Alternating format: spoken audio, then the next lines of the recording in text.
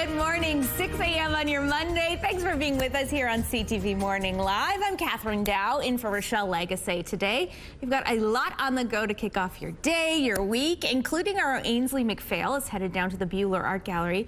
This is a great way to start the week, I think. She's going to be looking at some of the incredible work on display there, chatting with some of the artists, learning about some of their processes. For someone like me, whose stick figures are a bit of a challenge, this will be pretty impressive. So we're going to be having those details all throughout the morning. But right now, let's take a look at your headlines. Police released more details on a tense standoff that led to the Disraeli being closed for hours over the weekend. The G7 summit starts today in Alberta. The discussion's likely to dominate the talks between the world leaders. And later, fueling the future of women's racing, the academy that rolled into Montreal. We'll have those details. All right, it is 16 degrees outside this morning and a little bit of sunshine to kick us off. Probably won't last, though. We're going to see those clouds building up. Those winds out of the south on the lighter side, just 10 kilometers per hour. The pressure is falling, humidity sitting at 88%. Yeah, with those building clouds will come some rain. We haven't seen rain for days. We had a beautiful weekend, but it's time. We could use some precipitation. Our air quality map lighting up again with warnings east of us. And then you can see the air quality statements or advisories through east central Manitoba. It's the only place that we're seeing it so far. Our air quality was pretty decent over the weekend, and now we're getting some rain too. Here you can see on the satellite image, just beginning to see some of that activity showing up. Some thunderstorms that are right along the Yellowhead Highway there, but a lot more south of that international line. And that's going to be rolling up in through southeastern Manitoba, central Manitoba, basically anyone central Manitoba and further south. We'll deal with the showers throughout the day today. Northern Manitoba might start to see some of that activity in the overnight hours. Tomorrow is looking pretty clear, back to the sunshine again. Even with the precipitation, though, today we'll still have some above seasonal temperatures. And then by evening time, more rain, and we could be seeing more of that into Wednesday as well. So a couple of days here or there with some precipitation. Monday, again Wednesday, and then again as we're wrapping up the weekend. But look at these temperatures. When you think that 24 degrees is normal, we're above seasonal right through this coming week. Thanks, Terry.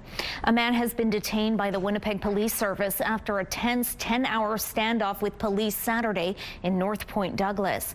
Just after 5 a.m. on Saturday, police responded to a report of shots fired at a home in the 100 block of Grove Street.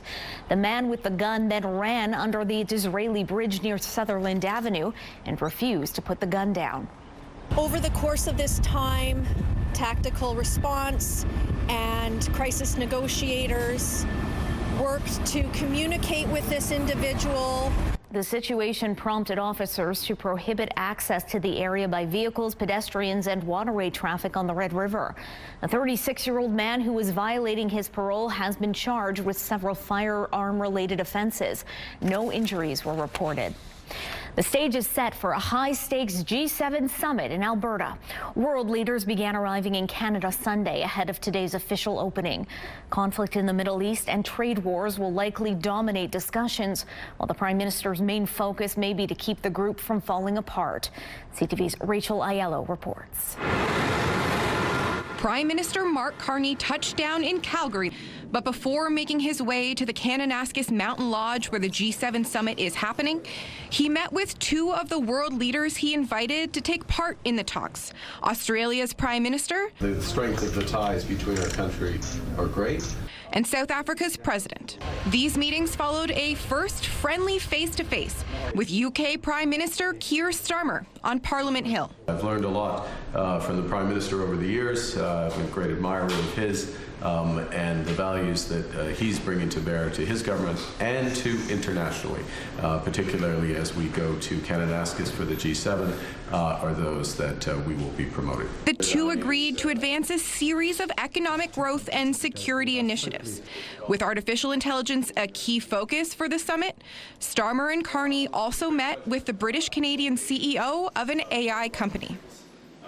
This really symbolises the joint work we can do together. The G7 kicks off in earnest, the Rocky Mountains becoming the backdrop for the annual gathering of many of the world's most powerful leaders and the high-stakes bilateral meetings attendees are arranging. But you've got them in your backyard, you get to meet them, you get to set the agenda. The first of these sideline sit-downs on the Prime Minister's agenda Monday is with U.S. President Donald Trump. Experts say Canada's 7th time hosting comes at a crucial moment, given all that's going on globally. For us to be at that table with these other really influential countries is incredibly important for Canada. Leaders will be meeting behind closed lodge doors for intensive discussions on a range of international issues before taking in some Canadian culture. Award-winning singer Charlotte Cardin will be performing. Canadians in the Middle East are being urged to exercise caution as tensions between Israel and Iran ramp up. Israel's National Emergency Service says 8 people have been killed by strikes from Iran overnight. Iranian strikes have hit residential areas in Tel Aviv and other cities. They've also hit a major oil refinery in Haifa, which is in Israel's north. Israeli officials, say 24 people have been killed in Iranian strikes since Friday, while Iran says more than 200 people have been killed. Meanwhile, Iran is calling on the U.S. to condemn Israel's attacks if they want to continue with nuclear negotiations. American and Iranian officials had meetings scheduled for yesterday before they were canceled after Israel launched attacks on Iran on Friday. Indian authorities have begun releasing the remains of the victims from the deadly plane crash last week. The last of one of the victims performed last rites before taking her body to a local crematorium. 241 people aboard the plane were killed, along with 29 people on the ground when the flight crashed minutes after takeoff on Thursday. So far, authorities have identified at least 32 bodies, with 14 being returned to relatives. The plane's black boxes have been recovered, and an investigation into what caused the crash is ongoing. Longtime Canadian Labour leader, former auto workers president Buzz Hargrove has died. Unifor confirmed Hargrove's passing Sunday, saying in a statement he was, quote, a beloved and iconic figure in Canada's labour movement. Hargrove was the national president of the Canadian Auto Workers Union from 1992 until retirement in 2008. He was also named an officer of the Order of Canada that year. Hargrove was 81. The first American pontiff and Chicago native, Pope Leo, addressed the Windy City on Sunday. The world looks to you as you look around yourselves and says, we need you. We want you to come together to share with us in this common mission as church and in the society. His video message playing on the Jumbotron at the White Sox ballpark to a packed mass. It marks his first public address in the U.S. since his election to the papacy last month. George Russell of Mercedes-Benz is the Canadian Grand Prix champion. Across the line we go. George Russell wins the Canadian Grand Prix, and he converts pole position. It marks the first win of the season for Mercedes and the 4th win of Russell's career. Red Bull's Max Verstappen came in second. The final laps were run with the safety car on the track after the 2 McLarens collided. Montreal's Lance Stroll finished 17th, the last place in the race. And taking a look at the current traffic situation around Confusion Corner. Pretty quiet along this stretch. A good time to get out on the road if you want to shave off a few minutes on your drive. Otherwise, roads look to be in pretty decent condition. And we're saying good morning to CTV's Ainsley McPhail, who's spending the morning at the Buehler Gallery. Ainsley, good morning. I'm pretty jealous of your setting this morning. What a nice way to kick off the week. Oh, good morning. It's stunning, Catherine. Anna Binta Diallo is behind heliophile, which is the Latin word for lover of light. And this is a perfect example of the one of the glass pieces. There's 8 of them, and guess what? It's only taken her 4 months to do so. To my left, there's a stained glass piece. This is the only one in the collection here, and it was inspired by her late grandfather, Etienne Garbery. Now, if you're a Manitoban, you may recognize his name. He is the architect behind the Provencher Bridge and so many other pieces throughout the province. Now, this focuses on light, it focuses on grief and storytelling. Her grandfather died back in 2022, and it's an exhibition in order to honor him, which is quite interesting considering we're in the Buehler Art Gallery, and it's a place of contemplation as well. Back to you, Catherine. Thanks so much, Ainsley. Okay, Terry, so one new dad who's marking his first ever Father's Day also happens to have celebrated his 135th birthday on Sunday. I was confused until I saw this. This is Goliath, a 234 kilogram or 517 pound Galapagos tortoise. He lives at Zoo Miami and became a father for the first time earlier this month when an egg laid by his partner Sweet Pea in January successfully hatched. According to Goliath's official records, he was born sometime between 1885 and 1890 in the Galapagos Islands before coming to the U.S. in 1929. And this marks the first time one of this engineered species has hatched at the South Florida Zoo. Something in the water, guys, Terry. They just don't have that same kind of time crunch. Well, that's what I was going to say. Last year, think Al Pacino, Robert De Niro, Richard Gere, they've all had babies lately, and they're in their 70s or 80s. And how old is that turtle? They didn't say how old Sweet Pea is, but putting them all to shame, I'm sure. Yeah, May, December, perhaps. So, all right. You know, it is a gorgeous start to your morning. I cannot wait to, enjoy a little bit of this time out here, but probably only through the morning when I'm stepping out here to do these hits for the show, because by the time the show is done and I'm on my walk home, I'm going to be battling the rain. It'll be like a matter of racing the clock, speaking of. So the sun is up right now and it is looking gorgeous. 15 degrees. We are well above seasonal as far as kicking off with these mild temperatures. 11 degrees is normal, so not well above, but a few degrees at least. And the winds are light out of the south, just 10 kilometers per hour, with the pressure falling, the humidity sitting at 92%, but the rain is coming and we welcome it. It's been several days now. We lucked in with the timing of getting that gorgeous weather for the weekend, but now we're needing that precipitation. And it looks like it'll be arriving in the form of showers, maybe even some thunderstorms later on this morning and continuing on then through the afternoon. Northern Manitoba might also see some of that later on into the day. But like I said, it's not going to affect the temperatures. They're still going to be above seasonal, so a hot and a soggy one expected throughout today. Taking a break right now. We'll be back with more on CTV Morning Live. CTV Morning Live weather brought to you by Garage Masters, your complete garage specialist.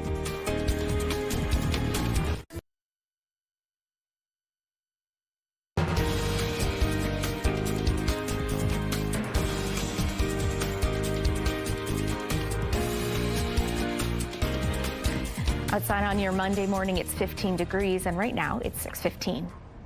5 years after the COVID-19 pandemic, wait times for some surgeries in Canada have not returned to pre-pandemic levels. And now wait times for some cancer surgeries, as well as joint replacements, have actually gotten longer. CTV's Sarah Plowman reports. Tracy Knowlton's knees gave her trouble before she fell off her bike and broke her tibia 2 summers ago. To replace that knee, she's had to wait. If anybody has ever dealt with chronic pain, they know that it's not just a physical thing. It affects your psyche. It affects your daily life. A grueling 15-month wait. That's more than double the recommended time. She spoke to media recently and soon after got a call and a surgery date.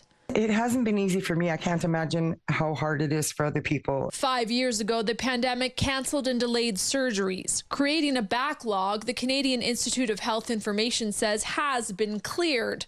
More surgeries are happening now than before the pandemic.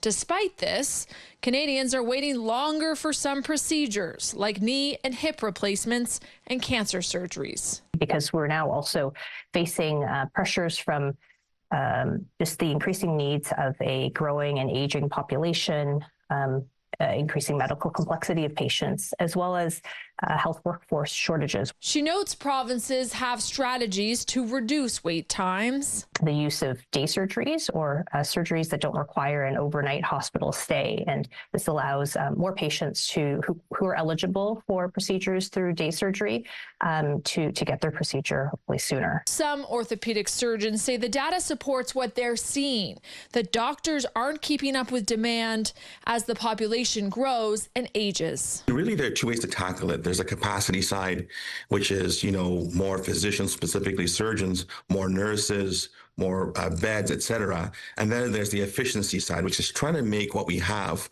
work and go a bit further, make the dollar work further, so to speak. The wait for diagnostic imaging like MRIs and CT scans has also increased.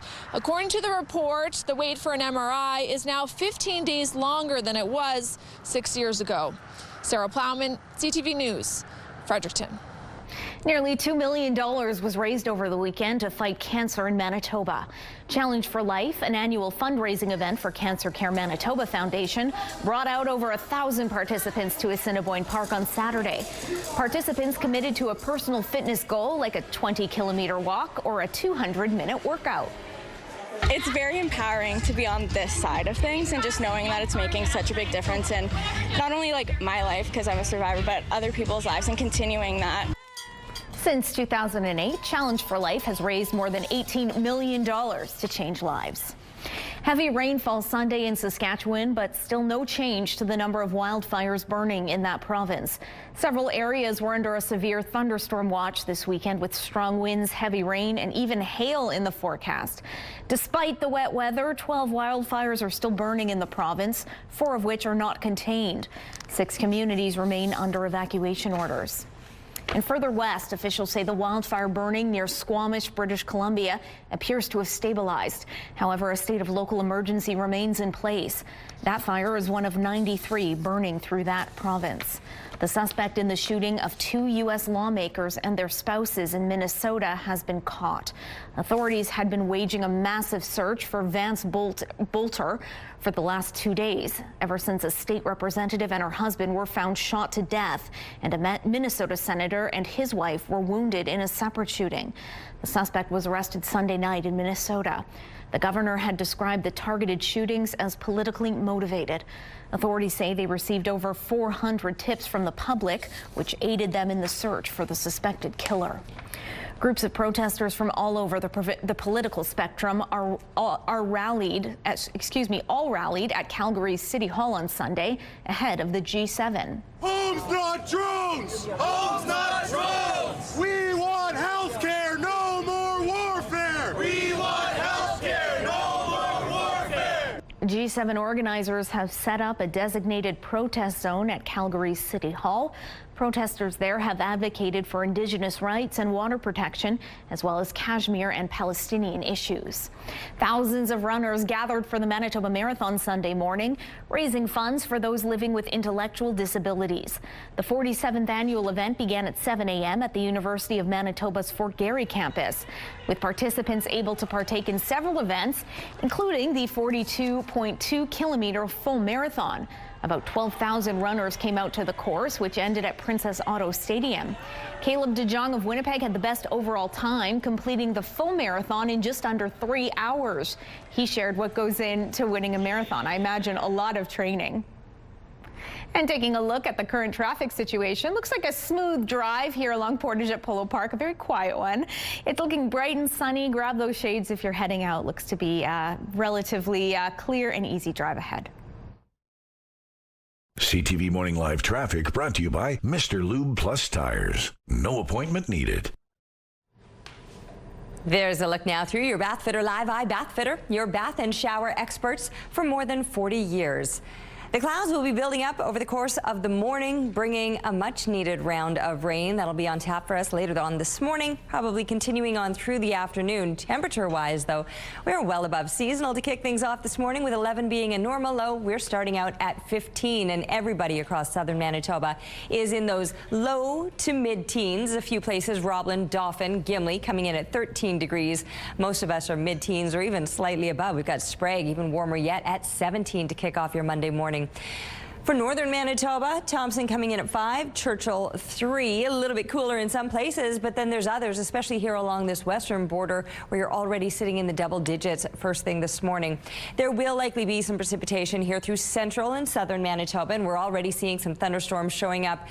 There you can see right on the Yellowhead Highway, more that'll be moving in south or from south of the border. So showers and thunderstorms are expected to develop for us later on this morning, but we might get kids out the door and off to school before that activity begins. 16 degrees expected as the bus rolls around to pick them up, and by the time it's dropping them off again, 26 degrees, but by then we will likely be dealing with those showers or possible thunderstorms. Tomorrow back to the sunshine, but another round of precipitation expected on Wednesday, and then another round yet as we're wrapping up next weekend. But you can see the temperatures remaining seasonal or above all throughout this week and into the coming weekend. And looking like a Monday, thanks to Brent who sent this picture in to us. How adorable is that? Puts a smile on all our faces. Keep them coming, please, to Winnipeg Weather at CTV.ca. We're taking a break right now, but we'll be back with more CTV Morning Live. CTV Morning Live School Day Forecast is brought to you by Rainbow Stage, your season to sing. Neighbors perform music for one another as part of an annual event in an Ottawa neighborhood this weekend. CTV's Camille Wilson has more on the growing popularity of Porch Fest. Nothing better than spending a Saturday afternoon going house to house listening to your neighbors show off some hidden talents. Jason and Chantel drove from Manotick for the event. We had fun. We came last year. It was our first time, yeah, so we made sure we came back this year. Neighbors performing right from their front porch, driveways, yards for a free concert at the Osgood Porch Fest. The couple says they came last year in the pouring rain. It's a different story this year, but either way, nothing will stop them. We'll be coming every year. Rain or shine, it's a great time. The music festival that all started during the COVID-19 pandemic, this neighborhood still found a way to keep a sense of community. My husband is a musician, and he would come out on the porch and he'd play his guitar, and shortly after he would notice the neighbors would come out and they'd be listening, and it was kind of like you still got to be together even though you were apart. And then it grew so popular. The weekend filled with live music of every genre, a block party, food truck alley, and a beer garden. We came up with the first night of Porch Fest, like, oh, let's just open it up and we'll have people come by and everybody can be socially distant. And then it just became so popular. It kept growing every year, and now we're up to over 60 performers. I've got 23 porches, and it goes all day long.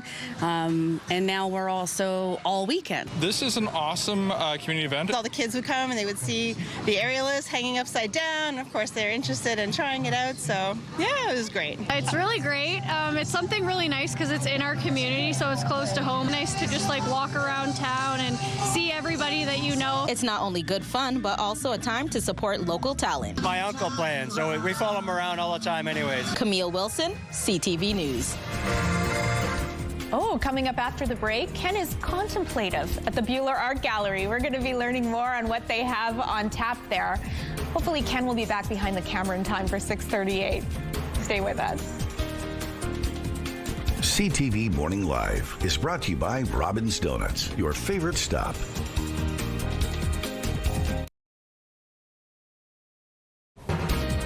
Looking outside, 15 degrees this morning. South winds, they're light, just 10 kilometers per hour. The pressure is falling. The humidity sitting at 92%. There's a little bit of sunshine out there to enjoy before the clouds build up, and they likely will, bringing some rain. We'll welcome it. It's been days now since we've had any rain here in the south. Northern Manitoba got some as you were moving on into the weekend, and it certainly did help with the air quality through most of the province. This morning we are dealing with a lingering advisory. That's the yellow that you're seeing through east central Manitoba. Further east into parts of northwestern Ontario, that is a straight up warning that you're seeing there in purple. You're familiar with these colors already. It is nice to see that most of Manitoba is without those warnings today. We are likely to deal with some precipitation, though, and as I was saying, we're welcoming it. It's been days since we've had any rain here in southern Manitoba, so there you can see some showers and thunderstorms already beginning, but more are likely to develop and continue to kind of move through probably late morning and then all through the afternoon.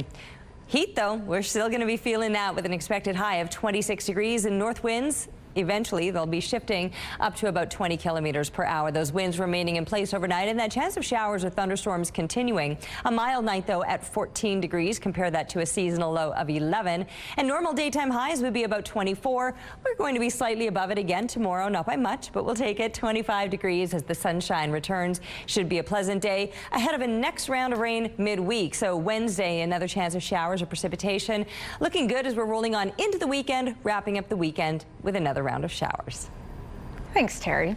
If your evening commute includes Kenniston Boulevard, you may want to find an alternate route for a couple of days.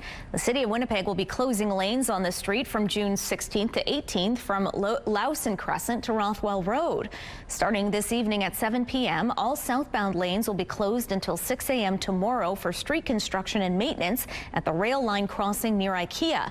Drivers are asked to use a detour from Sterling Lion Parkway to Waverly Street. The northbound lanes will be closed Tuesday from 7 p.m. to 6 a.m. Wednesday. Drivers are asked to use the detour at McGillivray Boulevard to Waverly Street. The work is expected to be finished on June 18th. Emergency officials in Gatineau, Quebec are investigating after 2 people were found dead from suspected carbon monoxide poisoning. We're saddened, we're heartbroken, we're shocked. I don't know what to say. Hot days, she would come get us and say, "Why are you not in our pool? It's too hot, you need to swim."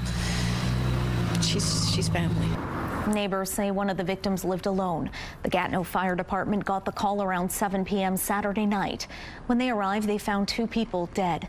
Gatineau police say the incident is not considered suspicious. When officers arrived, a car was running in the garage. There was a carbon monoxide detector in the home, and the exact cause of the leak is still under investigation. Police aren't identifying the victims, and an autopsy is underway. Israel and Iran volleyed strikes for a 3rd straight day Sunday. The death toll in both countries rising. For those with loved ones in Iran, they fear for their safety, and that's growing. CTV's Camille Karamali shows us how the conflict is impacting those a world away. Missiles light up the night sky over Israel Sunday evening. This one landing directly in the coastal city of Haifa. Earlier, crews were still searching for bodies from yesterday's attack, more than a dozen now dead. Israel's prime minister has vowed Iran will pay a heavy price, bombarding its capital Tehran in broad daylight Sunday afternoon. Israel said it's targeting military and nuclear complexes in Iran, but damage could be seen in heavily populated residential areas. A U.S.-based human rights group says the number of Iranians dead has surpassed 400 over 3 days, with Iran's health ministry claiming most of those are civilians, including women and children. Speaking with my family, they're all extremely nervous as well. Kaveh Shahruz from Toronto has family in Tehran, and they're not sure where they can hide from Israeli strikes, taking this video of people fleeing for safety. The roads are completely packed. Fuel is hard to come by for their vehicles. They are concerned that if they go to another town, that other town might be hit. Iran's president promising a powerful response, and that these strikes against his country are carried out with America's permission. U.S. President Donald Trump pledging that Iran and Israel will make a deal, and that many calls and meetings are now taking place. It's time for a deal, and we'll see what happens, but sometimes they have to fight it out. Now sources tell U.S. media Israel had a plan to assassinate Iran's supreme leader this weekend, but Trump said no. Iranians caught in the crossfire conflicted over who to support. While thousands held rallies against Israel, other Iranians abroad are hoping for the downfall of what they call Iran's authoritarian regime. Some actually had welcomed the strike, and some indeed had used the opportunity to highlight their enmity with the regime. Global Affairs Canada said it is continuing to closely monitor the situation and condemns Iran's attacks on Israel, urging restraint on both sides. Jewish and interfaith leaders stood together at the National Holocaust Monument in Ottawa in a show of unity against hate. I'm here to pray with my brothers and sisters, but I'm also here to show that we want concretely to build these bridges that will allow for peace. The gathering comes after the monument was vandalized with messages written in red paint last week. The paint was quickly removed, but not before making a painful impact on the Jewish community. Yesterday's gathering was about reclaiming the space and sending a message that hate will not be tolerated. Ottawa Police's Hate and Bias Unit is investigating the vandalism case. As world leaders gather in Alberta, several premiers and several U.S. governors will meet today in Boston. Cross-border trade tensions are set to be at the top of the agenda. The Atlantic premiers and the southern governors and the New England governors, these are long-standing relationships. We'll discuss all kinds of ways that we can kind of work together. To continue to have conversations about both the fight against tariffs as well as about critical files like energy. New Brunswick Premier Susan Holt says she'll deem the trip a success if the governors taking part agree to voice their objections to tariffs imposed by the Trump administration. She says she plans to focus her pitch on how the trade war is affecting people on both sides of the border. Taking a look at traffic right now on the Norwood Bridge, very quiet along the stretch. I think everyone's enjoying a nice lie-in this morning. No major spills or crashes, to tell you about. But of course, if you're having any problem that's out there on the roads, let us know on X. And taking a look at your gas prices, the Canadian average stands at $1.36, while the provincial average is slightly lower at $1.27. And in Winnipeg, the average is $1.26. The lowest price in the city is at $1.09. All this information is on GasBuddy.com. Price at the pump brought to you by KidneyCard.ca. Get a free tow and a tax receipt for value of your car. Our own Ainsley McPhail is headed down to the Buhler Art Gallery this morning. Ainsley, you've picked the perfect outfit. You're like complimenting the art rather nicely, so kudos to you. Thank you so much. Oh my gosh, I'm so flattered. This is great artwork. Heliophile is the name of the exhibition. Hannah G joins us. She's the curator here. What can you tell us about it?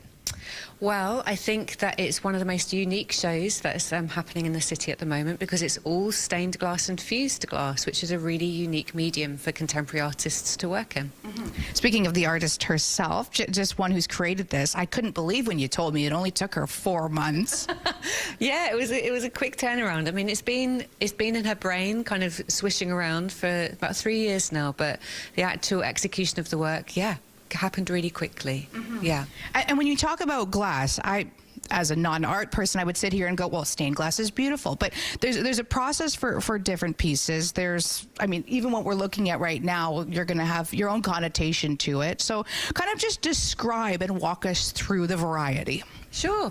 So we've got one piece of stained glass, and so that's where glass is cut to size and attached together with lead. And then we have fused glass, which is a whole different process where you have glass layered on top of each other and it's put in a kiln, so in a very hot area so it can melt together and fuse together. And then we have some decals in the windows here where Anna is playing with the idea of stained glass in churches. And the piece that we're standing in front of is a reference, but I think, to like a rose window that you find, those big circular windows in cathedrals. And so she's really playing with the different uses of stained glass in secular settings and in spiritual settings as well. When you talk about the themes too, grief being a very prominent one, interestingly enough, that we're at the Buhler Art Gallery within the St. Boniface Hospital. Tell us about the story behind it. I'm also going to be speaking to the artist as well later this morning. Sure. So Etienne Gaboret, who's an architect that many of your viewers probably know, he's the grandfather of Anna Binta Diallo. They were very, very close. And light is important to both of their practices. He sadly died a few years ago, 3 years ago, and I invited Anna to make an exhibition, make work that somehow referenced their relationship. I was very loose. I was just interested in what would happen, and so that's what happened. She has. Yeah, you'll have to. Sorry, we're out of time. But you know what? That's a perfect tease for 727. Don't go anywhere. Thanks, Ainsley. Checking in with Terry up on the rooftop. Wow, what a great weekend we had, especially on Father's Day. I enjoyed some time outside with my dad. It was just so nice to be outside, enjoy without that smoke. Oh, I'm happy that you had that. And for so many people, I was out strolling around and just seeing, I walked down through the Forks on Sunday and it was packed with people. Last night I have to give a shout out to the Huskies team from Sturgeon Heights. The girls lacrosse team just won the city championship, so I was there watching that game too. Honestly, beautiful weather, whatever it was that you were getting up to, even if it was just lounging in your own backyard or in a city park somewhere. Incredible weekend weather. Now we're needing the rain, and it looks like Mother Nature is coming through for us. Temperature-wise, we're in a nice spot, starting out at 15 degrees. The breeze is very light. Clouds just beginning to build up, and we will likely see those showers or maybe even some thunderstorms later on this morning and continuing on through the afternoon. So I wouldn't be too quick to water your own flowers today because I think Mother Nature might take care of that for us. Not a massive amount of rain, but perhaps seeing those showers. And then northern Manitoba might be seeing that into the evening time, overnight. tonight and continuing through tomorrow. We're probably back to the sunshine tomorrow with another round of rain on Wednesday. Taking a break right now. We'll be back with more CTV Morning Live. CTV Morning Live weather brought to you by Mr. Lube Plus Tires. Same-day oil and tire changes.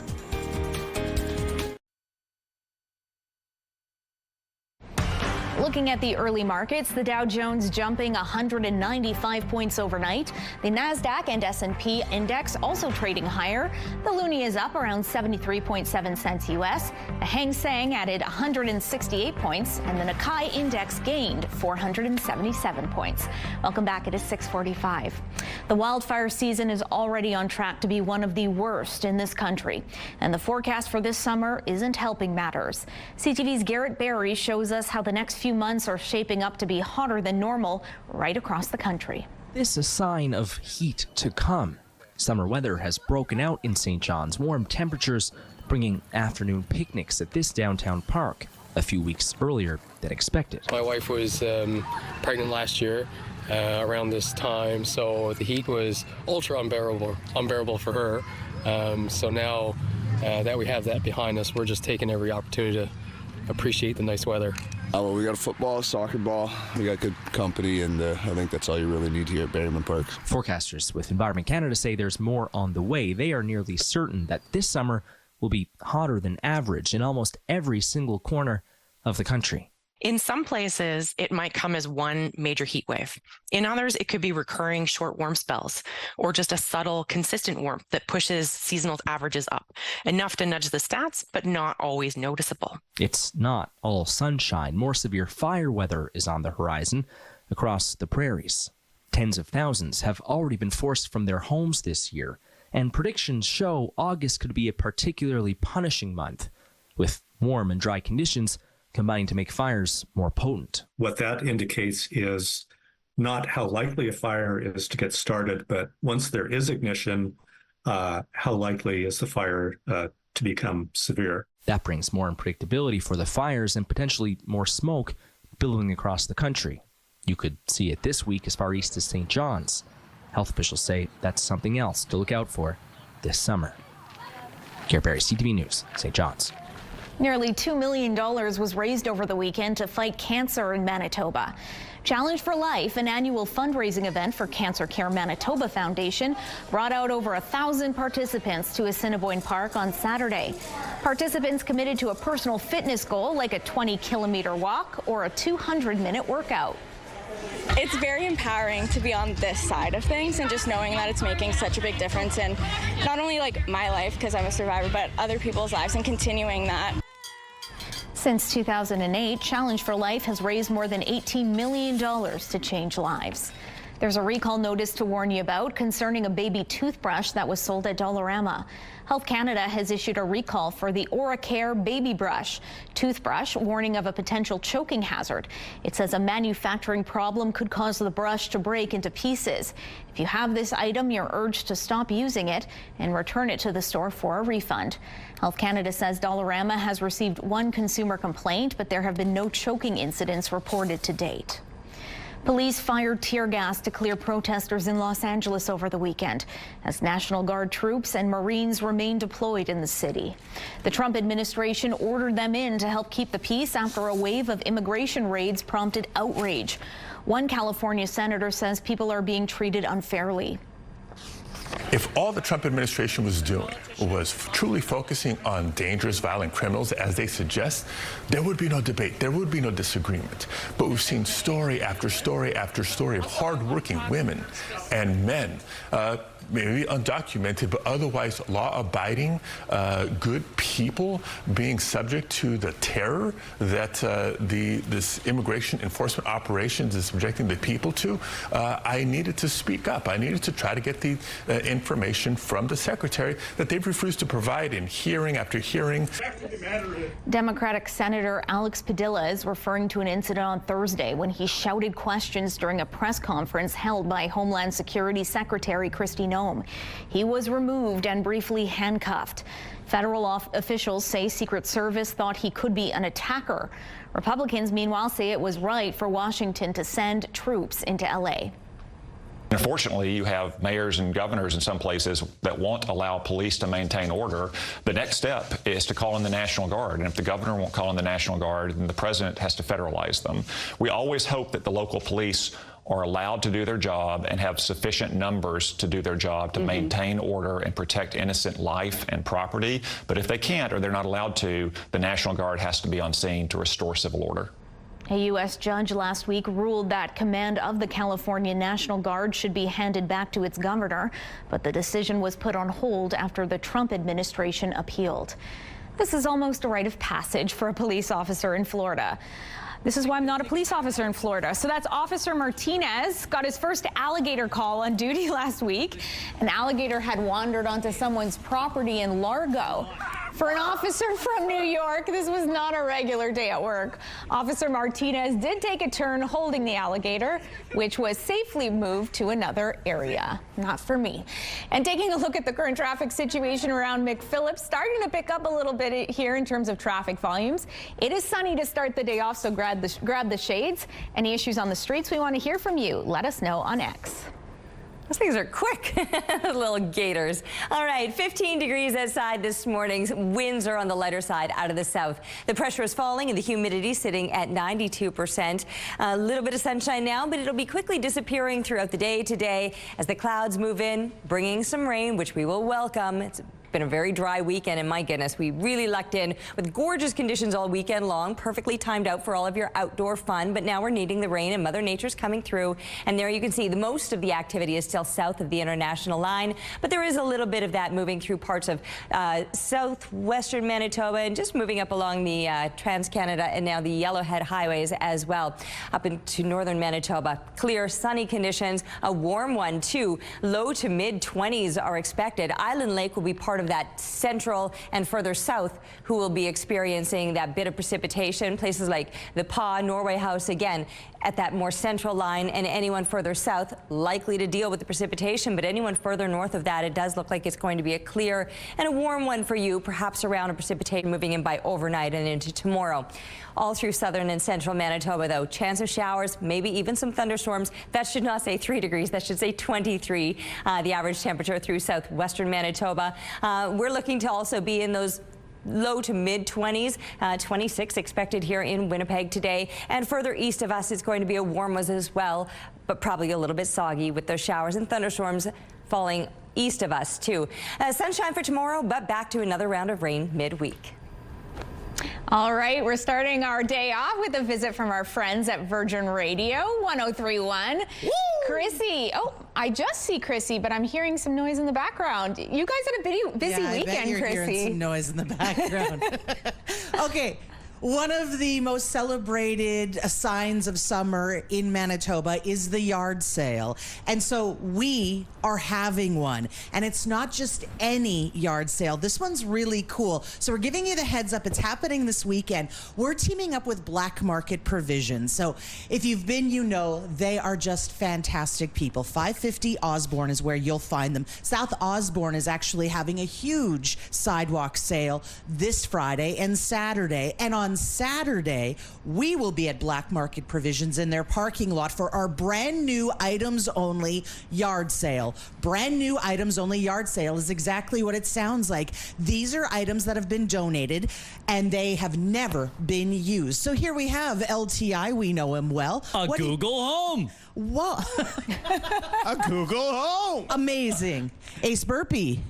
With a brand new Yo Nanas available at the brand new items only yard sale this Saturday. This makes ice cream out of bananas. Okay, all proceeds going to Acorn Family Place. This is a convectional oven? I can see that it's extra wide for your countertop. Convectional. Come over here. What do you have?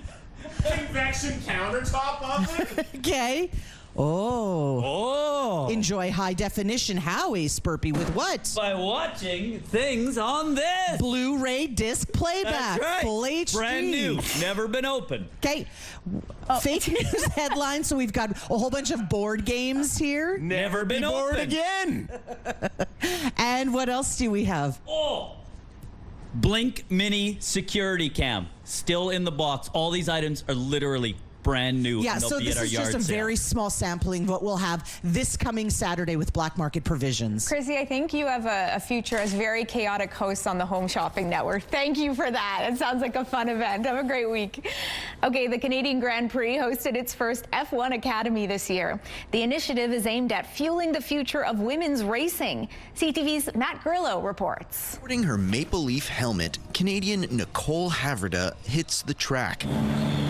She's one of 18 drivers in what's called the Formula One Academy, an all-female racing series in its third season. It feels quite cool. Like the crowd and just like on Instagram, like how many people are like taking pictures and then posting and saying like, hey, we're watching you, and it's just so cool. It's the first time F1 Academy comes to Montreal, and the racing series has big goals, not only to grow the sport, but to get a woman driver on the F1 starting grid. No easy task, says the Academy. If you want to achieve that, you need to bring more young girls into karting first and then more to single-seater and F4. It's all about growing the talent pool, because it can be a long way to the top in motorsport. It's easy to put someone in F3, to put a female driver in F3, but for her to be in the top 10 will make the difference. So we need to train them as much as we can, give them as much track time as we can, so they can progress and then be competitive when they get out of here. And no doubt, these racers have big dreams and are already planning their next steps when they leave the academy. That's why there is the F1 Academy, to get another woman towards Formula One. It's definitely the goal is like the pinnacle of racing, which is Formula One. The cars look a whole lot like F1 cars, especially as they speed around the track. To have the girls racing this year, that's what they've been missing. That I was excited to see yesterday. For little girls that want to drive, it's very good. The Academy doesn't race at every F1 stop, but Montreal was chosen specifically. We hope that being here this year will just show girls like get more in karting, more in F4. And this won't be the last year. The F1 Academy agreed to a 3-year deal to keep racing in Montreal through 2028. Matt Grillo, CTV News.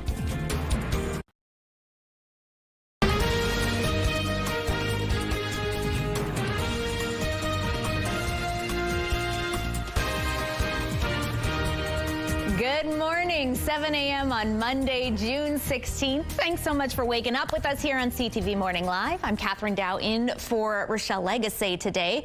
We've got a lot still to come on this show, including at 7:52. We're going to be learning a little bit more about a big milestone for the Winnipeg Fire Paramedic Service. If you can believe it, just 50 years ago, we got 911 service for the first time in the city.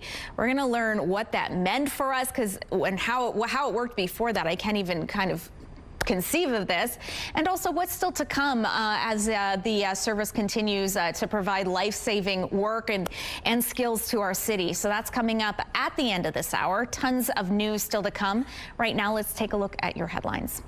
G7 summit kicks off in Alberta. Can world leaders find common ground amid growing global tensions? Plus, police confront an armed man in North Point, Douglas. What led to the 10-hour standoff near the Disraeli Bridge? And Galapagos proposal makes a splash. A sea turtle, lost treasure, and a love story like no other. Sounds like a Disney movie. All right, a beautiful start to your Monday morning. 15 degrees, south winds. They're on the lighter side, just 10 kilometers per hour. The pressure is falling, humidity sitting at 92%. It is beautiful out there right now. Air quality has been fine all weekend long. We really lucked in, and in fact, through most of the province, you can see our air quality map is still looking pretty empty, with the exception of East Central Manitoba, where the advisory is in place, or the statement, but then there's a straight up air quality warning in parts of northwestern Ontario. We will be getting another round of rain. I know that always helps with the air quality and helps with the fire situation, especially through parts of northern Manitoba. Although for northern Manitoba, you won't necessarily be seeing the rain today. It is quite clear through the north, and it's going to be not just clear, but a warm one today. Not necessarily ideal weather for the situation you have going on. Here in the south, we had that warm weather over the weekend, still with the above seasonal temperatures, but today a bit of rain is going to be moving through. Showers, maybe even some thunderstorms thunderstorms, and it's basically central Manitoba and anyone further south of that. You can see how clear things are looking across much of northern Manitoba, but overnight and into tomorrow, you will be getting some rain as well. Here in the south, tomorrow might be looking a little bit sunnier and a little bit brighter, where northern Manitoba will deal with the precipitation, but by Wednesday, we could get another round again. So off and on throughout this week, showers, maybe some thunderstorms, but the temperatures themselves, seasonal or above, with 24 degrees being normal for this time of year. We're going to remain there or above right through the rest of this week. And our art today is a great shot, and I thought it was fitting with the possible thunderstorms that we have coming today. Kendall, 7 years old, painted this picture for us. Thank you. And we want to see your art too. So take a picture of it and email us winnipegweather@ctv.ca. Thanks, Terry. A man has been detained by the Winnipeg Police Service after a tense 10-hour standoff with them on Saturday in North Point Douglas. Just after 5 a.m. on Saturday, police responded to a report of shots fired at a home in the 100 block of Grove Street. The man with the gun then ran under the Disraeli Bridge near Sutherland Avenue and refused to put the gun down. Over the course of this time, tactical response and crisis negotiators worked to communicate with this individual. The situation prompted officers to prohibit access to the area by vehicles, pedestrians, and waterway traffic on the Red River. A 36-year-old man who was violating his parole has been charged with several firearm-related offenses. No injuries were reported. The stage is set for a high-stakes G7 summit in Alberta. World leaders began arriving in Canada Sunday ahead of today's official opening. Conflict in the Middle East and trade wars will likely dominate discussions, while the Prime Minister's main focus may be to keep the group from falling apart. CTV's Rachel Aiello reports. Prime Minister Mark Carney touched down in Calgary, but before making his way to the Kananaskis Mountain Lodge where the G7 summit is happening, he met with two of the world leaders he invited to take part in the talks. Australia's Prime Minister, the strength of the ties between our countries are great, and South Africa's President. These meetings followed a first friendly face-to-face with UK Prime Minister Keir Starmer on Parliament Hill. I've learned a lot from the Prime Minister over the years. I've been a great admirer of his and the values that he's bringing to bear to his government and to internationally, particularly as we go to Kananaskis for the G7, are those that we will be promoting. The two agreed to advance a series of economic growth and security initiatives. With artificial intelligence a key focus for the summit, Starmer and Carney also met with the British-Canadian CEO of an AI company. This really symbolises the joint work we can do together. The G7 kicks off in earnest, the Rocky Mountains becoming the backdrop for the annual gathering of many of the world's most powerful leaders and the high-stakes bilateral meetings attendees are arranging. You've got them in your backyard, you get to meet them, you get to set the agenda. The first of these sideline sit-downs on the Prime Minister's agenda Monday is with U.S. President Donald Trump. Experts say Canada's 7th time hosting comes at a crucial moment, given all that's going on globally. For us to be at that table with these other really influential countries is incredibly important for Canada. Leaders will be meeting behind closed lodge doors for intensive discussions on a range of international issues before taking in some Canadian culture. Award-winning singer Charlotte Cardin will be performing. The suspect in the shooting of 2 Minnesota lawmakers and their spouses has been arrested after a massive manhunt. A moment in this country where we watched violence erupt. This cannot be the norm. It cannot be the way that we deal with our political differences.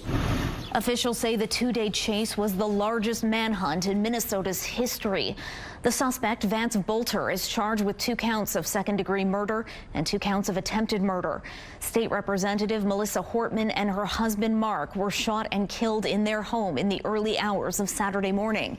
State Senator John Hoffman and his wife Yvette were shot multiple times and injured, but will survive. Minnesota Governor Tim Walz called the attack a political motivated assassination. Longtime Canadian Labour leader, former auto workers president Buzz Hargrove has died. Unifor confirmed Hargrove's passing on Sunday, saying in a statement he was, quote, a beloved and iconic figure in Canada's labour movement.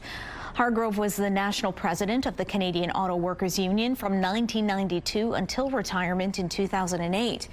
He was also named an Officer of the Order of Canada that year. Hargrove was 81. George Russell of Mercedes-Benz is the Canadian Grand Prix champion. Across the line we go. George Russell wins the Canadian Grand Prix. It marks the first win of the season for Mercedes and the fourth win of Russell's career. Red Bull's Max Verstappen came in second. The final laps were run with the safety car off on the track after the two McLarens collided. Montreal's Lance Stroll finished 17th, the last place in the race. A BC couple has the story of a lifetime to share about their engagement. Then my gaze shifts and I notice this treasure chest. The turtle was right there as like it was guarding the chest. It was the coolest thing ever. And I'm like, whoa, like what is that doing here? Maxwell Hohn spent 6 months planning this one-of-a-kind marriage proposal to Kaylin Lindsay, saving the moment for when they were diving in the Galapagos Island. They run an underwater cinematography company, so it was all perfectly caught on camera, too.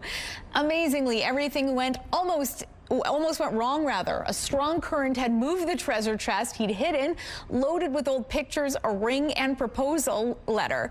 But the turtle they mentioned seemed to be doing them a favor, keeping an eye on the chest for them. And of course, she said yes with a thumbs up. All right, taking a look at the current traffic situation along Kenaston and Sterling Lyon. Starting to pick up here. Rush hour is starting to inch along here on your Monday. Looks like roads are in decent shape, except for a pothole or two. Canada's benchmark stock index, the S&P TSX Composite, pushed further into record high territory last week and will begin today's trading day at 26,504 points. In the U.S., stocks fell last week, but futures contracts on the three main U.S. stock indices were higher this morning. The price of crude oil was down about 1% this morning, but still sharply higher than it was last week before Israel launched surprise attacks on Iran and its nuclear facilities. West Texas Intermediate crude oil traded in New York was priced at $72.17 U.S. per barrel this morning. That's versus $65 before the attacks were launched. And the Canadian dollar was up again versus the U.S. dollar this morning. The loonie was trading at 73.7 cents U.S. Foreign exchange experts say higher crude oil prices and a weakening U.S. dollar have been the main reasons for the Canadian dollar's strength. From the BNN Bloomberg Newsroom in Toronto, I'm Paul Bagnall.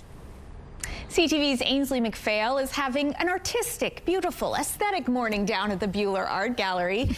Ainsley, I've been loving what you've been having so far. So many great talks with some great artists.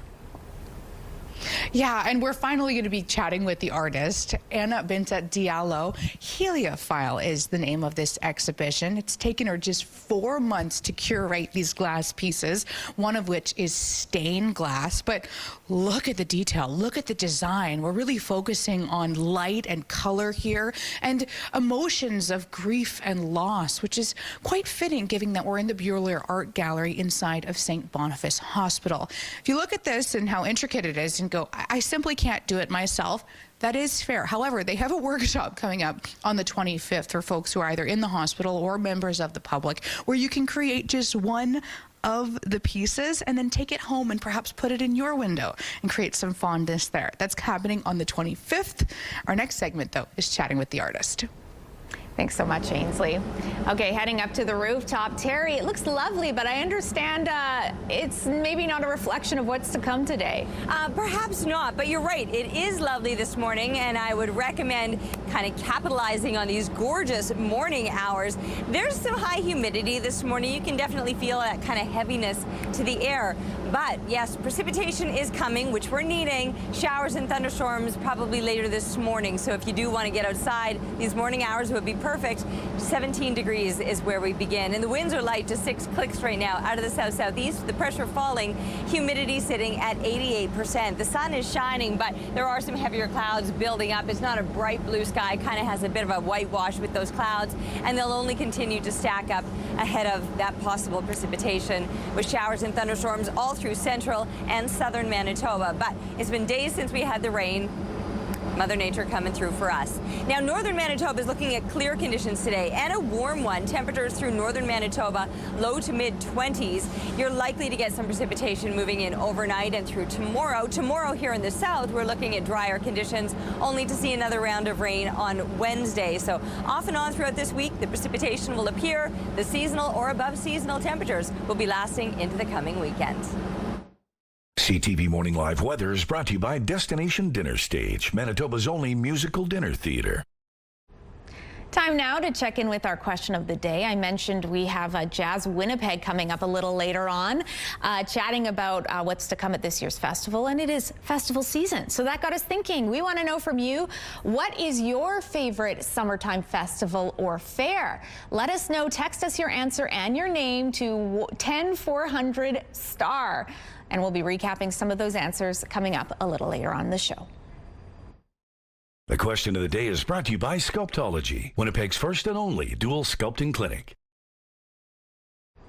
And at CTV Morning Live, we are all about celebrating your amazing pets, whether they're furry, feathered, scaly, you name it. And your Pet of the Week submissions have been amazing, and we want to see even more of them, whether it's those dogs, cats, birds, any other pet pals, send them our way. Drop your pet photos and a fun little story about them to petoftheweek@ctv.ca, and catch us every Thursday between 6 to 9 to find out if your pet is our Pet of the Week on CTV Morning Live. Taché Avenue, very quiet, a good route to take if you want to get into work in a timely manner, but who does really? But we're going to be taking a break here on CTV Morning Live because I do love my job, but I do need to drink a coffee. Stay with us. We're just ahead. Welcome back at 7:16. Indian authorities have begun releasing the remains of the victims from the deadly plane crash last week. The family of one of the victims performed last rites before taking her body to a local crematorium. 241 people aboard the plane were killed, along with 29 people on the ground when the flight crashed minutes after takeoff on Thursday. So far, authorities have identified at least 32 bodies, with 14 being returned to relatives. The plane's black boxes have been recovered, and an investigation into what caused the crash is ongoing. Groups of protesters from all over the political spectrum all rallied at Calgary's City Hall on Sunday ahead of the G7. Not drones! Homes, not drones! We want health care, no more warfare! We want health care, no more warfare! G7 organizers have set up a designated protest zone at Calgary City Hall. Protesters there have advocated for Indigenous rights and water protection, as well as Kashmir and Palestinian issues. Thousands of runners gathered for the Manitoba Marathon Sunday morning, raising funds for those living with intellectual disabilities. The 47th annual event began at 7 a.m. at the University of Manitoba Fort Garry campus, with participants able to partake in several events, including the 42.2-kilometer full marathon. About 12,000 runners came out to the course, which ended at Princess Audio Stadium. Caleb DeJong of Winnipeg had the best overall time, completing the full marathon in just under 3 hours. He shared what goes into winning a marathon. A few weeks, a few months of a training block this year, but to be honest, I've been running for like 10, 11 years, so a lot behind the scenes for sure. The marathon's executive director said that one of the oldest runners was an 88-year-old man who is completing his 30th half marathon. Hundreds of children under the age of 8 also participated in a run event the day before. Road closures for the race included part of University Crescent, eastbound Jubilee Avenue, and parts of Wellington Crescent. Since the marathon's inception, over $7 million has been raised to support those living with intellectual disabilities. Dill pickles are entering a new frontier. Cup of Noodles is releasing a dill pickle version.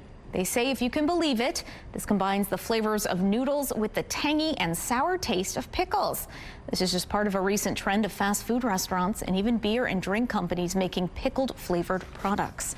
Can't believe there wasn't that before. And taking a look at the current traffic situation on Osborne Street, looks like a decently smooth drive, definitely starting to get a little bit busier, but really not terrible considering the time of morning. Any issues you're having out there on the roadway, let us know on X. Traffic is brought to you by Curtis Carpets, Manitoba's flooring experts. Time now for your entertainment news. A new live-action adaptation of a beloved animated film dominated the weekend box office. Maybe they're not as bad as we think they are. How to Train Your Dragon is back on the big screen, reimagining the original 2010 fantasy adventure film. It brought in over $83 million U.S. across North America. Fellow live-action remake Lilo & Stitch grabbed second with $15.5 million in ticket sales, while rom-com The Materialist wasn't too far behind with $12 million. Here's a chance for you to get a piece of Hollywood history. More than 450 items belonging to the influential director David Lynch are going up for auction. Lynch, who died in January, was known for his unique and surrealistic films and TV shows, including Blue Velvet and Twin Peaks. Personal artifacts being auctioned off include props, fine art, and memorabilia. Other items from his home will be included, like a vintage chenille sofa, a director's chair, and an espresso machine. The live auction for the David Lynch collection is set for June 18th from Julian's Auction and Turner Classic Movies. This is a collab we can get on board with.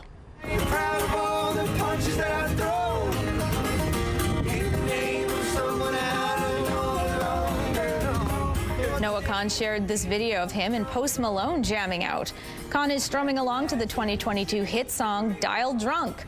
Both of them can be heard singing in this acoustic rendition. It was recorded backstage ahead of their duet at Bud Walton Arena last week in Arkansas. Khan captioned the video, "Good to be back, buddy."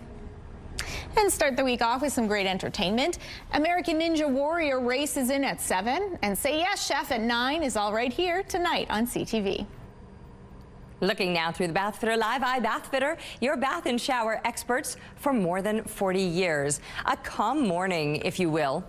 Calm because the winds are so very light, but also pleasant temperatures and no sign of that precipitation just yet, but we know that it's looming and we'll likely see it and we will welcome it. It's been days since we got the rain. We really lucked in with the timing of the weekend weather, sunshine and those beautiful temperatures, but now we are ready for some rain and we welcome every drop that falls. You see across southern Manitoba today that we're mid to high teens to kick things off. Well, more mid-teens, I suppose, but 17 degrees, your average temperature right now. 15 over in Gimli, Dauphin, Swan River, Roblin coming in at 14 degrees. Northern Manitoba, we've got double digits all along this western border, and even over in Island Lake, just a little bit cooler further up into the northeast, where Churchill and Gillam are in those mid-single digits. Now for northern Manitoba, it'll likely remain quite clear today. Here in the south, though, you can see we're already dealing with the clouds and precipitation to come. We're watching it moving in through parts of southern Manitoba. Some thunderstorms have been appearing along that 16 or the Yellowhead Highway. We're probably going to see some of that as the morning goes on or into the afternoon. 18 degrees still on the drier side when we're sending kids off to school, but by the time they're coming home, 26 and could be getting soggy by them with showers and thunderstorms expected through the late morning and afternoon, but clearing out with sunshine back tomorrow, only to see another round of rain midweek. And this little guy made me chuckle at my desk when I opened up this picture, so I hope it does the same for you on this Monday morning. Thanks to Brent for the picture, and keep them coming, please, to Winnipeg weather at ctv.ca. CTV Morning Live School Day Forecast is brought to you by Rainbow Stage, your season to sing. I'm like who wore it best with that bird with my flyaways. We got similar hair. Okay, the Winnipeg Folk Festival is celebrating a milestone this summer, and we want you to have the whole experience. Folk Fest is 50 in 2025. As always, it'll feature music, workshops, and a whole lot more. And you could be there to make memories of your own. We're giving away tickets for the entire weekend, plus quiet camping for you and 3 friends. That sounds good. To enter, head to the contest page on our website, ctvnewswinnipeg.ca, and tell us your favorite memory, whether it's from the first festival or the 49th, and maybe a picture or 2. Good luck. Success in horse racing has long been more art than science, but now artificial intelligence is helping prevent thoroughbreds from suffering fatal injuries during a race. As David Mattingly reports, a tiny device could make equine safety all about the data. This is just an easy one to hang out with. She won't bother us, Miss Enchanted. After a lifetime in horse racing, one thing trainer Dale Romans has never been able to do is see a life-threatening injury to a horse before it happens. We used to always say that they just took a bad step. Well, science is showing us that most of those horses didn't just take a bad step. They had something underlying going into their catastrophic injury. Romans is now relying on a sensor device by StrideSafe, one of multiple sensor companies being studied by HISA, the Horse Racing Integrity and Safety Authority. During a race, the horse wears the tiny sensor, which collects 2,400 data points per second, 1,000 data points per stride. AI then digests all that information, not only identifying when a horse is at risk of catastrophic injury, but it can also direct a vet to a particular leg. And furthermore, in some cases, we can send them to a particular joint and to look for a particular type of injury. The sensor does something humanly impossible.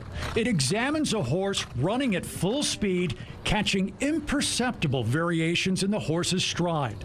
In a sport known for its resistance to change, Romans was instantly impressed when one of his horses was flagged by the data. In a letter to the editor of Thoroughbred Daily News, Romans, who is also the president of the Kentucky Horsemen's Benevolent and Protective Association, said, "When a tool works this well to keep our horses safe, we owe it to them to pay attention." The next generation coming up will wonder how we did it without it, and that's a good thing. Just ahead at 7:28, we check back in with Ainsley McPhail at Buehler Art Gallery. This is just one of the stunning works on display. She's going to chat with some of the artists. That's just ahead. Ainsley McPhail has headed down to the Buehler Art Gallery this morning. There are so many lovely pieces we've already seen, and we get to meet some of the creators this morning.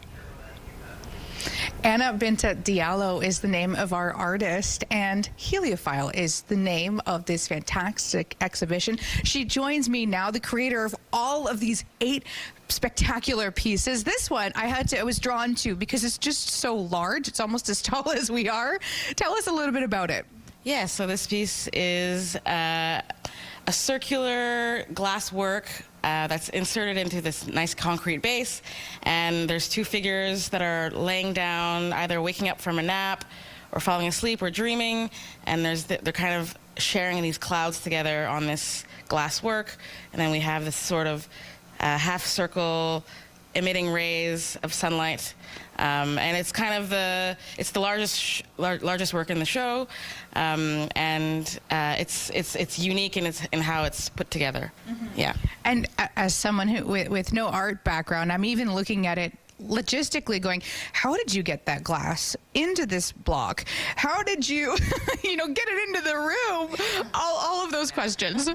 Yeah, I mean, it was a challenging piece, but as artists, I collaborated with these with a specialist who works in glass at Prairie Studio here in Winnipeg, and I designed all of these and proposed my vision, and we decided to try and make it happen.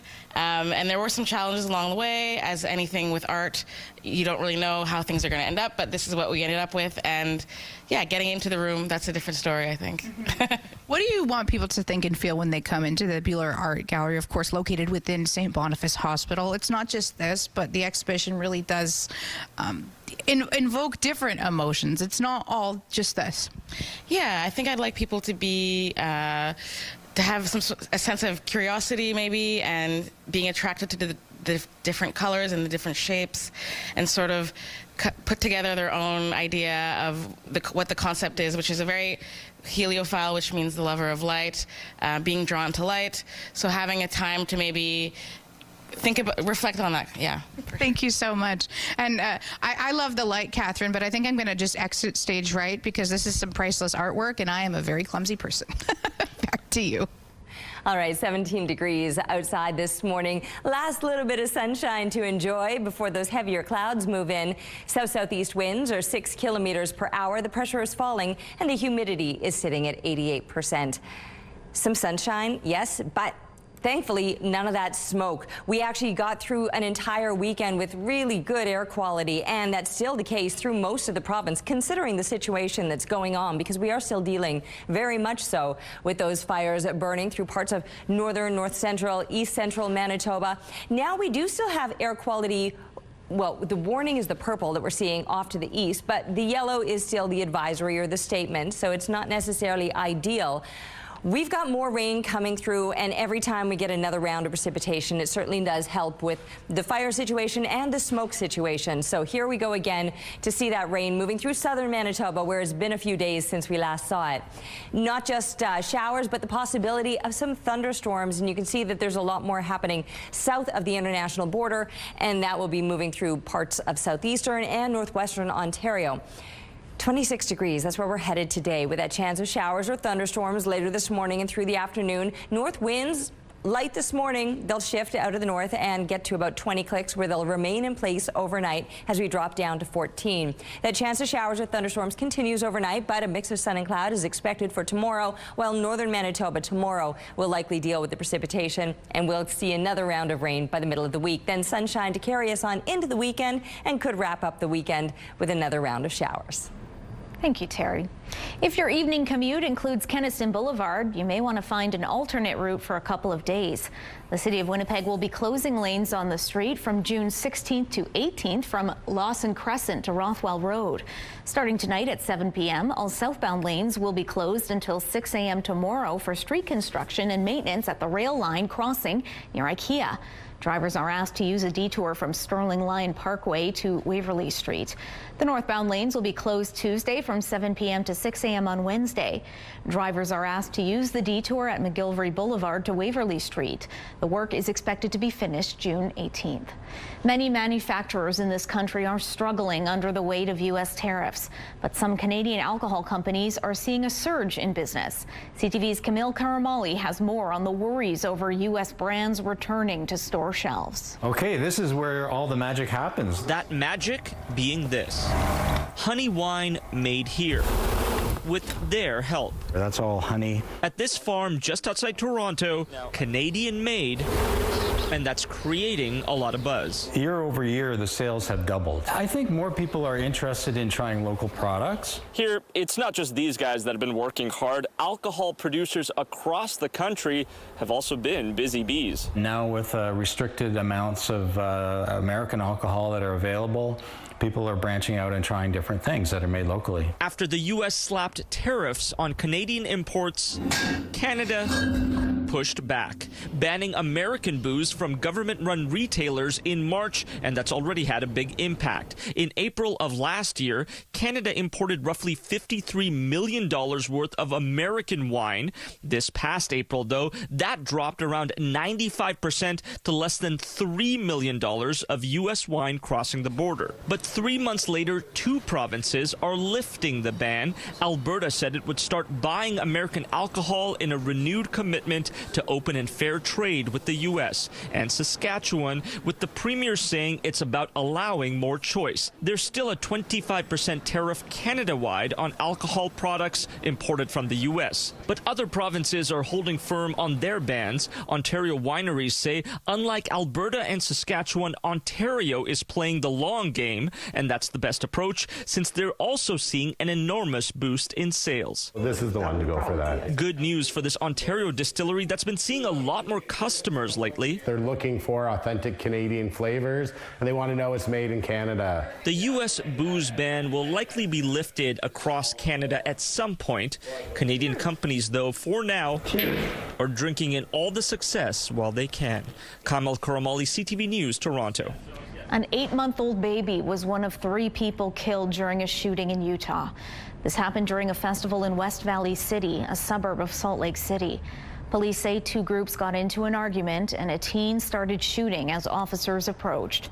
People killed included an 18-year-old, a woman who was a bystander, and the infant. The teen who opened fire is in custody. A Victorian-era museum in downtown Winnipeg is offering free programming on the second Saturday of each month, allowing visitors to explore the past. The Dalnavert Museum on Carleton Street was built in 1895 and was home to the son of Prime Minister John A. Macdonald and his family. The free programming includes Victorian-era themed games, crafts, and a self-guided tour of the historic house. It's an awesome opportunity for lots of different people from all sorts of walks of life to come and get to explore a little bit more about Winnipeg's early history and get to see a place that they wouldn't normally get to see. The free programming is offered year-round, running from 10 a.m. until 4 p.m. during the summer months. And taking a look at the current traffic situation around St. James Bridge, starting to move along. I think everyone is just on vacation this week because traffic volumes aren't looking terribly dense. No major stalls or crashes to tell you about, but of course, if you have any problems, let us know on X. And taking a check on your gas prices, the Canadian average stands at $1.36, while the provincial average is slightly lower at $1.27. And in Winnipeg, the average is $1.26. The lowest price in the city is at $1.09. All this information is on GasBuddy.com. Price at the pump brought to you by KidneyCard.ca. Get a free tow and a tax receipt for value of your car. Taking a check-in outside at 17 degrees, but we could have some rain on the way. Our own Terry Apostle will tell us when we can expect the showers. That's just ahead. CTV Morning Live is brought to you by Robin's Donuts, your favorite stop.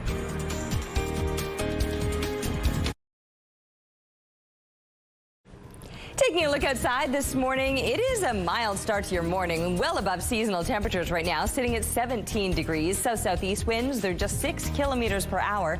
The pressure is falling and the humidity sitting at 88%.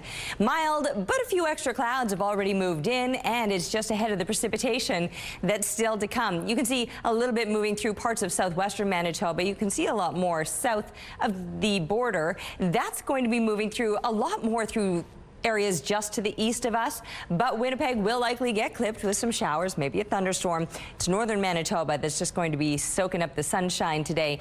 Now, I know that you will still need another round of rain, and northern Manitoba will get it. It probably won't come until tonight. So throughout the day today, dry, sunny conditions. Island Lake will be in the more central part of the province, and anyone through central and further south, that's where you're likely to see some showers or the possibility of a thunderstorm. So places like Ossian the Pas, Norway House, you two are in kind of the zone that could be getting the precipitation. But further north of that, sunny, low 20s in that most northern stretch. And then we're looking into pretty, I didn't fix that. I meant to fix it. Anyway, Brandon is not getting 3 degrees. I clearly got distracted when I went back to my desk. 23 degrees. The same temperature that the rest of southwestern Manitoba will be reaching. We're looking to get up to about 26 degrees today. Just for a reference point, 24 is normal for this time of year. With that precipitation that we're so desperately needing, that'll bring the rain, giving us a nice little bit of a soaking for today, and then back to the sunshine for tomorrow with another round of rain middle of the week on Wednesday. Temperature-wise, though, seasonal or above right through the rest of this weekend into the coming weekend. Thanks, Terry. Checking in with Ainsley McPhail, who is spending a lovely, picturesque morning at the Buhler Art Gallery. Ainsley, what have you got for us now? Well, now I am learning, Catherine, about the difference between stained glass and fused glass. And Anna, the artist behind Heliophile, joins us now from the Buhler Art Gallery. Okay, let's start with the fused glass. This here is the only stained glass piece in this exhibition. How is it curated and how do they differ? So the fused glass is really about layering glass and heating it up in the kiln until it fuses together. And the process of it is really about cutting different pieces of glass, picking the color, making the shapes, and then layering. So you'll see there's some embossed, you know, some of the glass is a bit on top of the other glass, but then some of the glass is actually in the transparent glass. So it's really about layering and fusing it together. And the stained glass is really a completely different approach where you're using lead lines. You're still cutting the glass, but it's, you know, held together by these lead lines that are in this frame. And it doesn't get, you know, it doesn't go through the process of going through a kiln. It is what it is, the glass. And some of the glass that's in the fused glass looks a little bit like the glass that you see there. It hasn't been melted down again. Yeah. I feel like I'm most familiar with stained glass because of all those years going to Catholic church and just having small eyes looking at how beautiful it is. When it comes to bringing that light in and color, what did you have in mind? Is that what you had in mind when you curated these pieces? So I was always interested in working with something that had luminosity, and I've been curious about glass for a long time as an artist. And with the opportunity to have this exhibition here, I thought this would be a great time to try and go into that direction and also work with the space. And, you know, if there were big, huge, large windows, maybe I would have done more stained glass, or I thought maybe I would have done more stained glass. But in the process, I discovered fused glass, which I thought was also a very interesting way of working. So you'll see that I experimented with both for this specific exhibition. Yeah. And the imagery, for what stands out to me is the rooster on the bottom here. Why did you put that one in there? So this work is really about sort of waking up on a farm, like the first morning light that you hear, the rooster calling. And my grandfather grew up on a farm, and he also had a lot of roosters like in his home as like decorative items. So I included that in this work, kind of as a little, what's it called? Inspiration. Yes, exactly. Yeah. Thank you, Anna. And you know what? Speaking of her grandfather, he was the inspiration behind this whole exhibition, a prominent architect in our community who had passed away in 2022. More on that in the 8 o'clock hour. Thanks, Ainsley. Canadians in the Middle East are being urged to exercise caution as tensions between Israel and Iran ramp up. Israel's National Emergency Service says 8 people have been killed by strikes from Iran overnight. Iranian strikes have hit residential areas in Tel Aviv and other cities. They've also hit a major oil refinery in Haifa, which is in Israel's north. Israeli officials say 24 people have been killed in Iranian strikes since Friday, while Iran says more than 200 people have been killed. Meanwhile, Iran is calling on the U.S. to condemn Israel's attacks if they want to continue with nuclear negotiations. American and Iranian officials had meetings scheduled for yesterday before they were canceled after Israel launched attacks on Iran on Friday. Thousands of runners gathered for the Manitoba Marathon Sunday morning, raising funds for those living with intellectual disabilities. The 47th annual event began at 7 a.m. at the University of Manitoba Fort Garry campus, with participants able to partake in several events, including the 42.2-kilometer full marathon. About 12,000 runners came out to the course, which ended at Princess Auto Stadium. Caleb DeJong of Winnipeg had the best overall time, completing the full marathon in just under 3 hours. George Russell of Mercedes-Benz is the Canadian Grand Prix champion. Across the line we go. George Russell wins the Canadian Grand Prix. It marks the first win of the season for Mercedes and the 4th of Russell's career. Red Bull's Max Verstappen came in second. The final laps were run with the safety car on the track after the 2 McLarens collided. Montreal's Lance Stroll finished 17th, the last place in the race. Hello there, welcome inside the Sports Center newsroom. Adam Scully here with your must-see moment from Sunday. And for it, we're heading to Philadelphia. Blue Jays visiting the Phillies. Bottom 5, Nick Castellanos hits one to left. Alan Roden runs it down, makes the grab, slams into the wall. Roden crashes into the wall at full speed, but hangs onto the ball to complete an incredible catch. Robin Castellanos of extra bases. That web gem is your must-see moment from Sunday. Monday on TSN, you can see Major League Baseball action when the Angels visit the Yankees. Coverage starts at 6 p.m. Central Time. That's all from the Sports Center newsroom. Have a great day.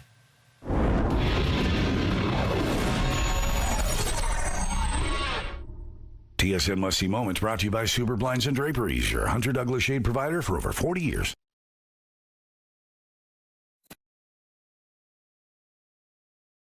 Weather brought to you by Blinds Are Beautiful at 900 Lorimer Boulevard, featuring Hunter Douglas shades. All right, still enjoying a little bit of sunshine out here this morning, but I can see the clouds building up off to the west of me, and those clouds will likely bring the precipitation. But you know, I was just checking my flowers. They're pretty dry right now, having gone all weekend with the sunshine and the heat, and I might give them a little bit of a drink, even in anticipation of the rain, because I'm not entirely sure how much we're going to get, and I think maybe, well, we'll see. Maybe I'll wait till tomorrow. But anyway, you might need to take care of the plants, especially across parts of northern Manitoba. Northern Manitoba, you're still dealing with dry conditions for today.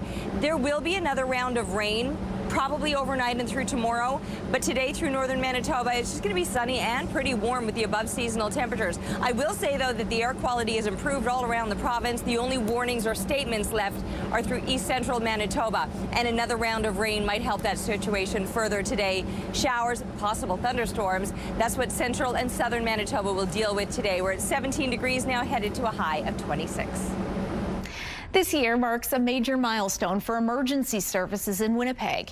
If you can believe it, June 16th will officially make 50 years since residents could first dial 911 for medical emergencies. And joining us now to reflect on the journey and what's still to come is Christian Smith, Chief of the Winnipeg Fire Paramedic Service. Excuse me. Thank you so much for being with us, Chief. Good morning. Thanks for having me. No problem. So let's start with this milestone itself. 50 years in EMS.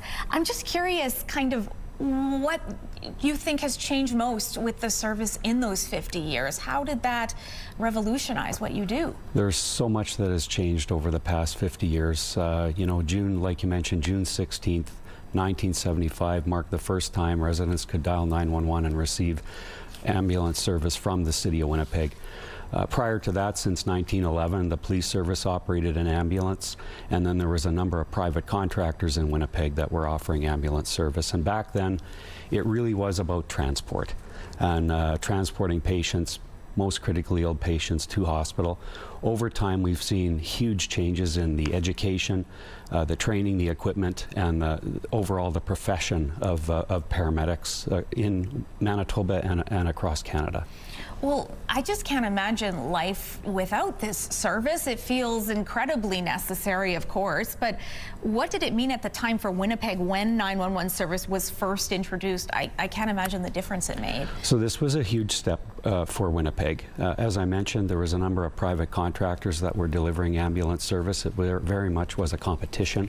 It was a business. Mm-hmm. And when the city moved into it, that took it to the next level. The first group of EMTs, emergency medical technicians, received their training from St. John's Ambulance out by Pullo Park.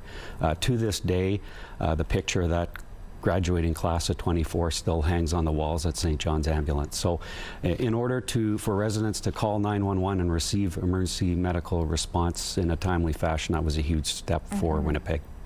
And I want to know as well as so many careers have evolved, but paramedics, the role of paramedics has really evolved. What has changed? How has what they've done changed as the years have gone on? Well, more technical skills, more training. The training program, we have an advanced care paramedic training program here in Winnipeg offered by the City of Winnipeg. The graduates of that program,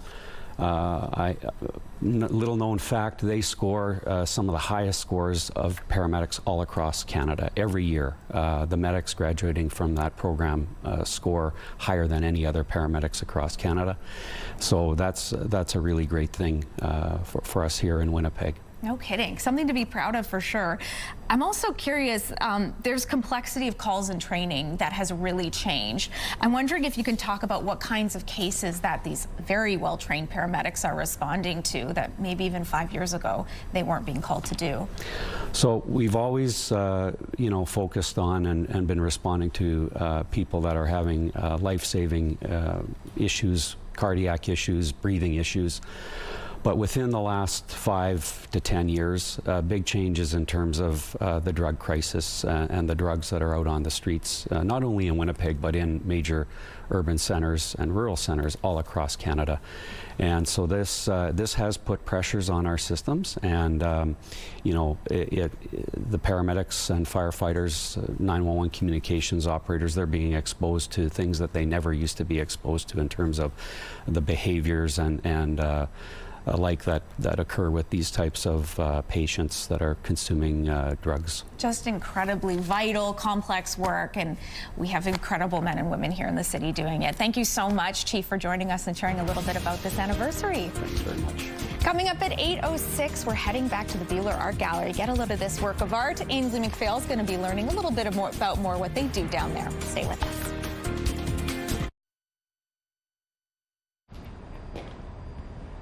It's time for Let's Celebrate. Let's see who's having a celebration today. Happy 6th birthday to Luna with love from Mom, Dad, Olivia, and Theo. Happy birthday, Rex, from your loving brother-in-law next door. Happy birthday, Donnie, with love from your family and wishes for a special day. Happy 40th birthday and happy Father's Day, Randall, with love from your beautiful wife and your wild little kiddos. If someone you care about is having a birthday, anniversary, retirement, or graduation, let's celebrate. To submit your celebration, visit our website, ctvnewswinnipeg.ca, and fill out the form at least 2 days in advance. It'll also enter you into our monthly contest for a chance to win a $100 gift certificate to Party Stuff. Let's celebrate. Brought to you by Party Stuff. 3 Winnipeg locations and at partystuff.ca.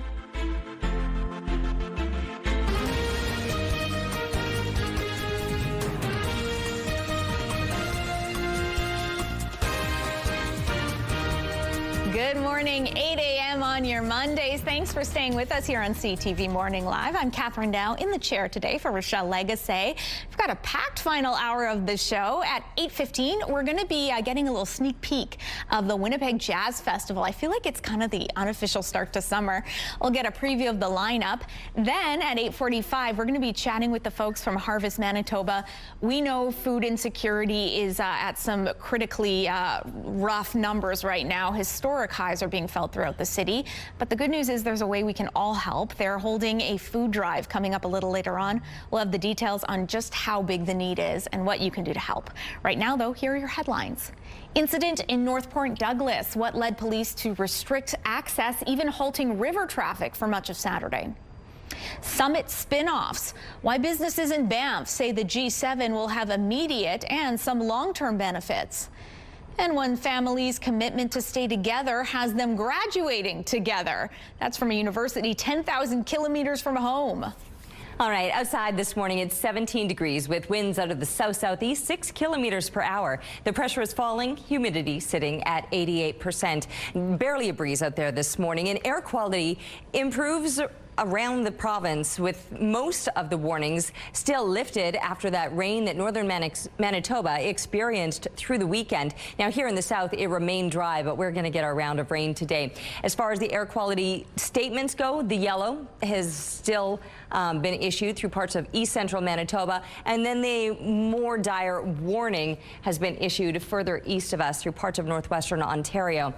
Here's a look at the precipitation showing up on the satellite image right now with some showers moving through the southwest. We did see some thunderstorms right around the Nipawa area there. More activity is south of that international line, and that's going to be moving up through the southeast and into northwestern Ontario today. Here's a look at the futurecast, and you'll see what I'm talking about, really cutting through and settling into that northwestern part of Ontario, where it will be far more active, but showers or possible thunderstorms through central and southern Manitoba. Northern Manitoba looking on the clearer side for today. Today you're also going to see some temperatures rising into the low to mid 20s, but you'll get another round of rain coming through tomorrow and into the evening overnight. Wednesday is when we're going to get our next round after today. So off and on throughout this week, but overall these temperatures remaining seasonal or above. And our art today is pretty perfect for the conditions that we're experiencing. Kendall drew this thunderstorm at night. Thank you for this. And we'd love to see your art, so draw, color, or paint for us and send that picture to winnipegweather@ctv.ca. Thanks, Terry. A man has been detained by the Winnipeg Police Service after a tense 10-hour standoff with them on Saturday in North Point Douglas. Just after 5 a.m. on Saturday, police responded to a report of shots fired at a home in the 100 block of Grove Street. The man with the gun then ran under the Disraeli Bridge near Sutherland Avenue and refused to put the gun down. Over the course of this time, tactical response and crisis negotiators worked to communicate with this individual. The situation prompted officers to prohibit access to the area by vehicles, pedestrians, and waterway traffic on the Red River. A 36-year-old man who was violating his parole has been charged with several firearm-related offenses. No injuries were reported. Officials and business owners in Banff believe the G7 summit is good for business. Definitely a good 3 days, but hoping it's going to be a good next 3 years as a result of the summit. The summit is happening in Kananaskis, which is about half an hour away from Banff. There are delegates from around the world staying there. The town is also serving as the international media center for the 3-day summit. All of this is drumming up hopes that these 3 days will keep international visitors coming back for years. Heavy rainfall Sunday in Saskatchewan, but still no change to the number of wildfires burning in that province. Several areas were under a severe thunderstorm watch this weekend, with strong winds, heavy rain, and even hail in the forecast. Despite the wet weather, 12 wildfires are still burning in the province, 4 of which are not contained. 6 communities remain under evacuation orders. An 8-month-old baby was one of 3 people killed during a shooting in Utah. This happened during a festival in West Valley City. That's a suburb of Salt Lake City. Police say two groups got into an argument and a teen started shooting as officers approached. People killed included an 18-year-old, a woman who was a bystander, and the infant. The teen who opened fire is in custody. And at least one person has died from an earthquake that hit central Peru. This video shows people fleeing a church as they started feeling the tremors from the 6.1 magnitude quake. Officials say the person who died was a man from Lima who was hit by a collapsed wall. Emergency officials say 5 people were hurt, with a landslide also triggered at several areas in Lima. Peru sits on the so-called Ring of Fire and experiences an average of about 100 earthquakes a year. It was a family affair during one convocation ceremony at York University near Toronto. It feels amazing and fantastic, especially that I'm with my siblings. It feels great. It was a lot of emotions. I didn't think I would feel emotional, but I did. Siblings Solomon, Jean-Luc, and Diane Serafuli are all brand new political science grads. Starting in 2013, 8 of the 9 siblings from their family have traveled from the DRC to Toronto to attend York and have all lived in the same apartment too. They say it was their father who encouraged them to stay together and support one another. The family tradition is going to live on next year, too, when their 2 younger siblings graduate. That would not end well for my siblings and I. And taking a look at the current traffic situation on Donald Street, getting a lot busier here as folks are rolling out of bed and thinking about work. No major stalls or crashes to tell you about, but of course, if you have any issues on the roads, let us know on X. Our own Ainsley McPhail has been spending the morning, a picturesque morning, at the Buhler Art Gallery. Ainsley, have you been loving what you've been getting to see and experience there? Absolutely, Catherine. And it's interesting because throughout the morning, if you've been watching, we've been showing various glass works, but that's not all with heliophile within this exhibition. Anna, the artist, joins me now to explain this rather large projection. When you walk through the doors, you can't miss it. Tell us why you went with a projection when there's so many glass artworks around us. Yeah, I wanted to make a work that connected all of the artworks in the space and, showing the diversity of how you can work with images. So in this case, the images are sort of animated. There's like a transition of, it's almost like from morning until night. There's characters that pop in and out, and they're connected with the rest of the show. But we really want to take advantage of this space here and kind of attract the people who walk by and come see what's inside the gallery. It's almost like you're immersed in it because there's a bench here. Cameraman Kenny was sitting right there, and I thought, he's sitting on a beach right now. And I think you're right there with it. When it comes to the inspiration, it's almost like we're looking at your vision board. What are some of the images in the timeline of that? So the images I really kind of created, I kind of like to, when I have a theme, I sit down and I think about all the things that come to mind in this theme. And here you'll see different people. Some of them, I in my own brain, I know who they are or who they could allude to.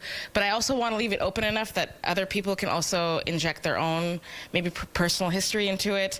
But for me, it's really about a life's journey or a day's journey through time, and then that connection with the sun, the summer. It is summer right now, and I knew this was going to be a summer exhibition. So you'll see there's always, there's often a sun coming through. There's flickering light. There's a woman with a candle. So it's really about kind of showing different scenarios where there's light interaction with a person and nature, but also with each other as well. Yeah. That's so fascinating. You're just going to have to come to the Buhler Art Gallery to see it for yourself and experience it for yourself. Anna joins us again at 8:38. Looking forward to that. Thanks, Ainsley. Lawn bowling is a sport that's popular in communities all across Canada, but it has especially deep roots in Quebec. And now one man is making it his mission to attract a new generation to the game. CTV's Denise Roberts has the story. Ryan Craig was a child in Northern Ireland when he picked up his first bowl. I came through the game at a young age because of my grandmother. She was an international coach for Ireland, and she gave me some coaching, and I just fell in love with the game. So when he moved to Pierrefonds 3 years ago, he immediately joined the local lawn bowling club. He not only found community, but this year he won the Quebec men's singles title. So the trophy was first played for in 1925, and that was a pretty special moment to win that. The game of bowls, or lawn bowling as it's known here, traces its roots back to ancient Egypt, but it found its true home in Scotland. And from there, it was exported around the world, including Quebec. But in the last few decades, lawn bowling has taken a hit, as fewer people are taking it up. We've probably went from 2,500 members down to 500 playing members. We used to have around 11 or 10 clubs. Now we're down to 5. The Pierrefonds Lawn Bowling Club is owned by the city, but is run by volunteers. Carolyn McGarr is part of the Golden Girls League and says the bowling green provides community to those who may be isolated. During the pandemic, we lost a lot of members to COVID, and it allowed their spouses to have somewhere to go, somewhere to share their feelings and their losses. While it's popular with seniors, member John Devlin says it's important to grow the sport in schools. Once they see it and try it, they need to be hooked on it. Once they give it a try, is to try and get away from the perspective that it's an old person's game. Craig has already won his spot to represent Quebec. The next big match will be in Edmonton in August, where he'll have a shot at the national title. Denise Roberts, CTV News. Looking now through the Bathfitter Live Eye. Bathfitter, your bath and shower experts for more than 40 years.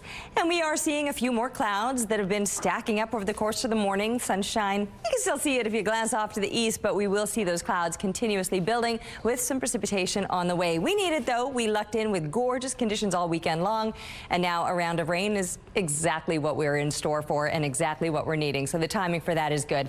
19 degrees at the moment in Winnipeg. That's where Morden Winkler are also sitting. If you're not there, you're just below it. You can see 18, 17 showing up.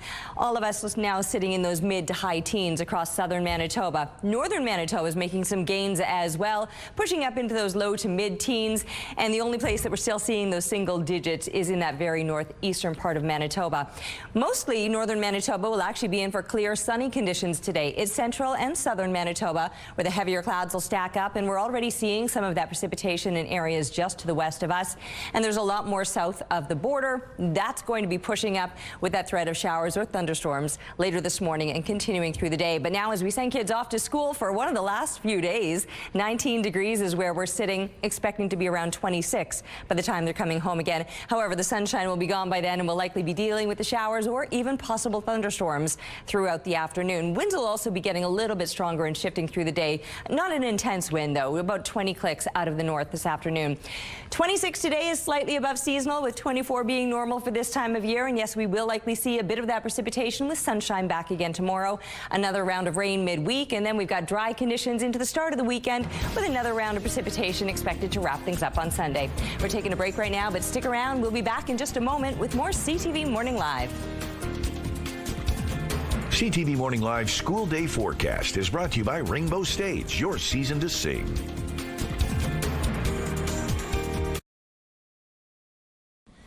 Canada's benchmark stock index, the S&P TSX Composite, pushed further into record high territory last week and will begin today's trading day at 26,504 points. In the U.S., stocks fell last week, but futures contracts on the three main U.S. stock indices were higher this morning. The price of crude oil was down about 1% this morning, but still sharply higher than it was last week before Israel launched surprise attacks on Iran and its nuclear facilities.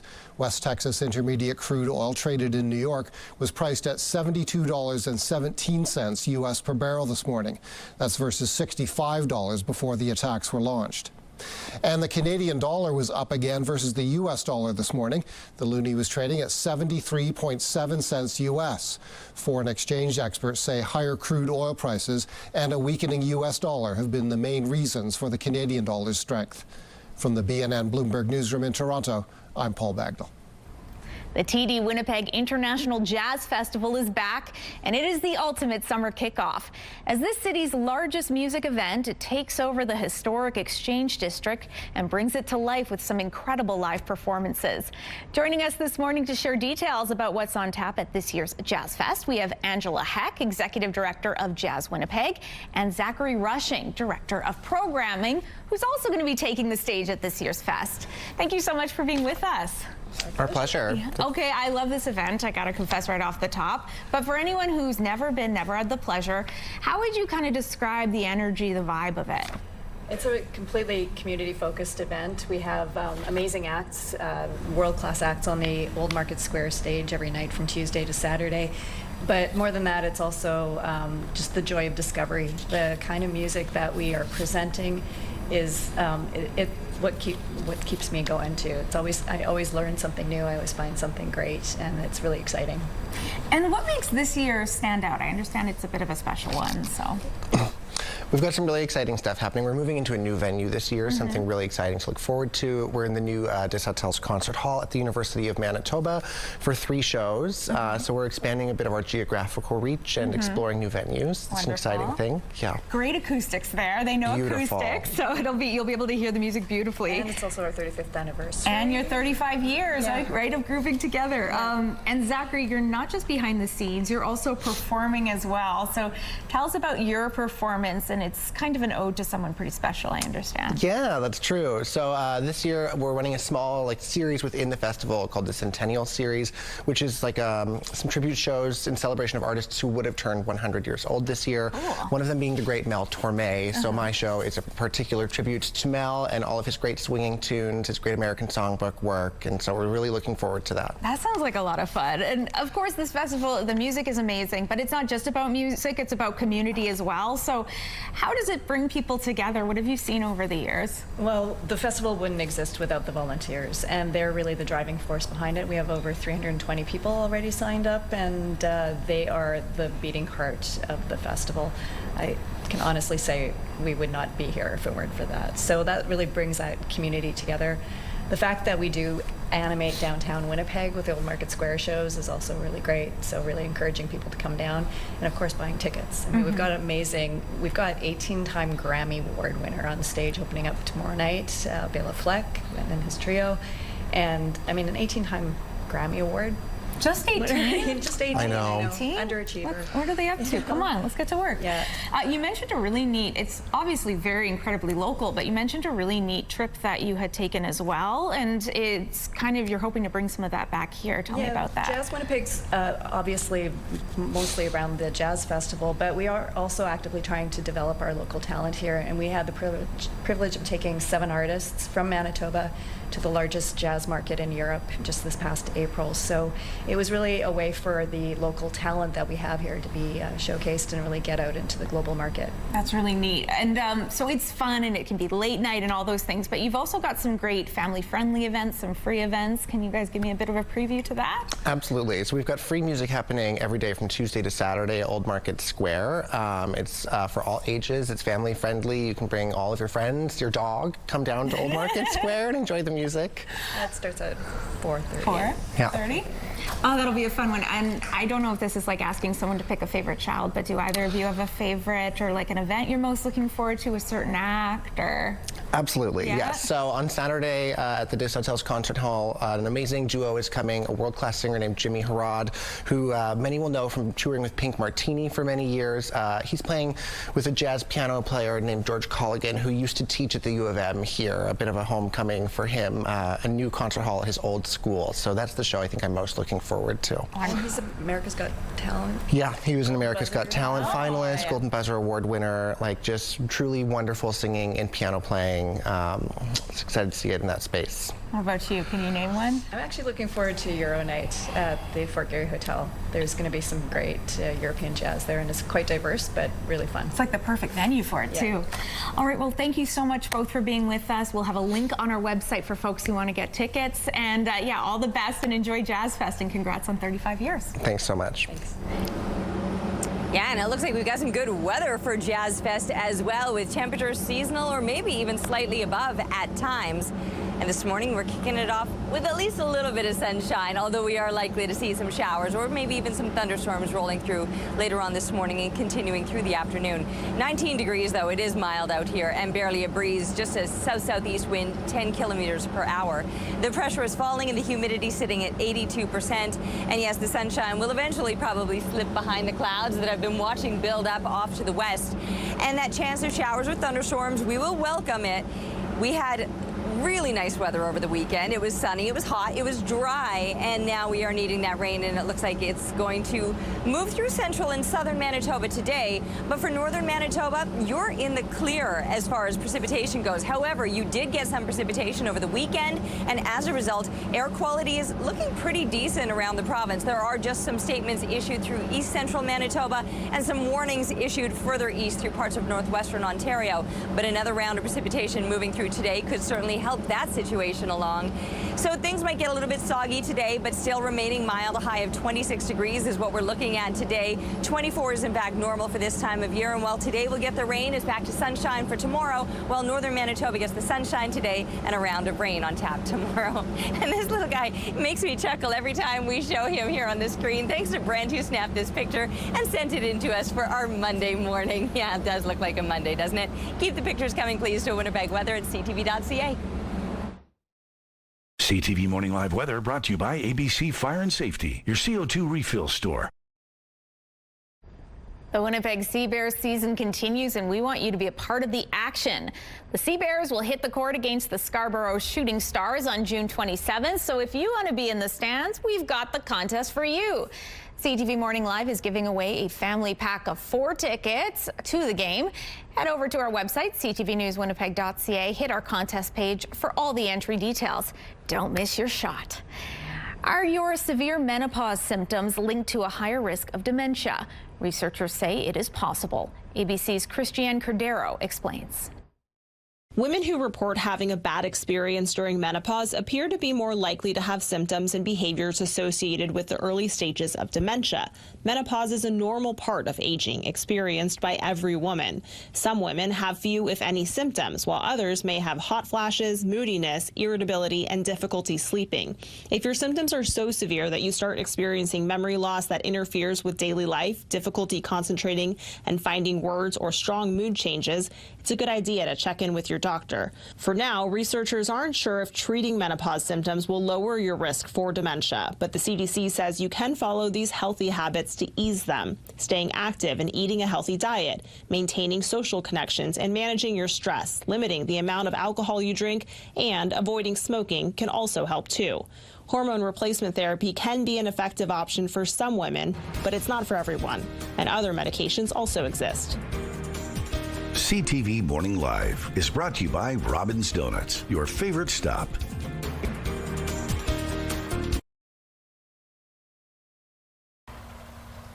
There's no shortage of color at St. Mary's Nursery and Garden Center, but if you want to get evergreen, there's tons of options too. Carla joins me once again. There are tons of options, and usually when you're looking at cedars and evergreens and spruce trees, these are kind of like the staple things that you want. They're the foundation plantings, just like your tall evergreens. But what you have to remember is if you're growing a juniper or evergreen or anything like that, they like a little bit of acidic soil, so we want to make sure that they're watered well, but in good drainage area. And what you want to be able to do is fertilize them with your high numbers of high nitrogen. You know, 30-10-10 was the old muric acid, or the other ones. But some people go, you know what, if my soil is acidic, what can I plant with it?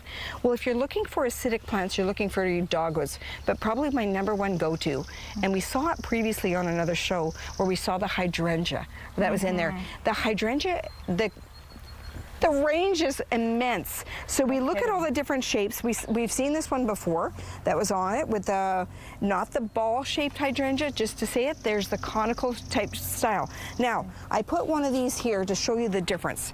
We have garden hydrangeas, but a lot of us have gotten hydrangeas as a gift at Easter or at Mother's Day. Yeah. Now, there are some varieties that are out there that are bred, that are not hardy for our areas, but that they can be grown outdoors in a container for the summer and then brought back in. This one's called High River Blue and will repeat blooming. So there is a way to fake it. And the difference between a garden hydrangea and a florist one, with the florist one, you're going to get a fuller, faster fill and more flowers through the summer if grown in a container. Okay. Not that we're on a shrub type. Yeah. Now, when you're looking at it, you can see through, maybe Kenny can poke through and we can see the different types of hydrangeas that we have. And we even range in color, whether it's a pink to maybe possibly blues. Now, we had that conversation when we're looking at the style that's on it. And if you're looking at some of them, Endless Summer, this is Endless Summer right now, and you're gonna go, that's not a blue. Yeah. Okay? If it's a blue, it will transition at maturity to the blue, but it has to have that extra oompa of acidic soil. So supplementing it and giving it a little bit more extra will give it that content that's on it.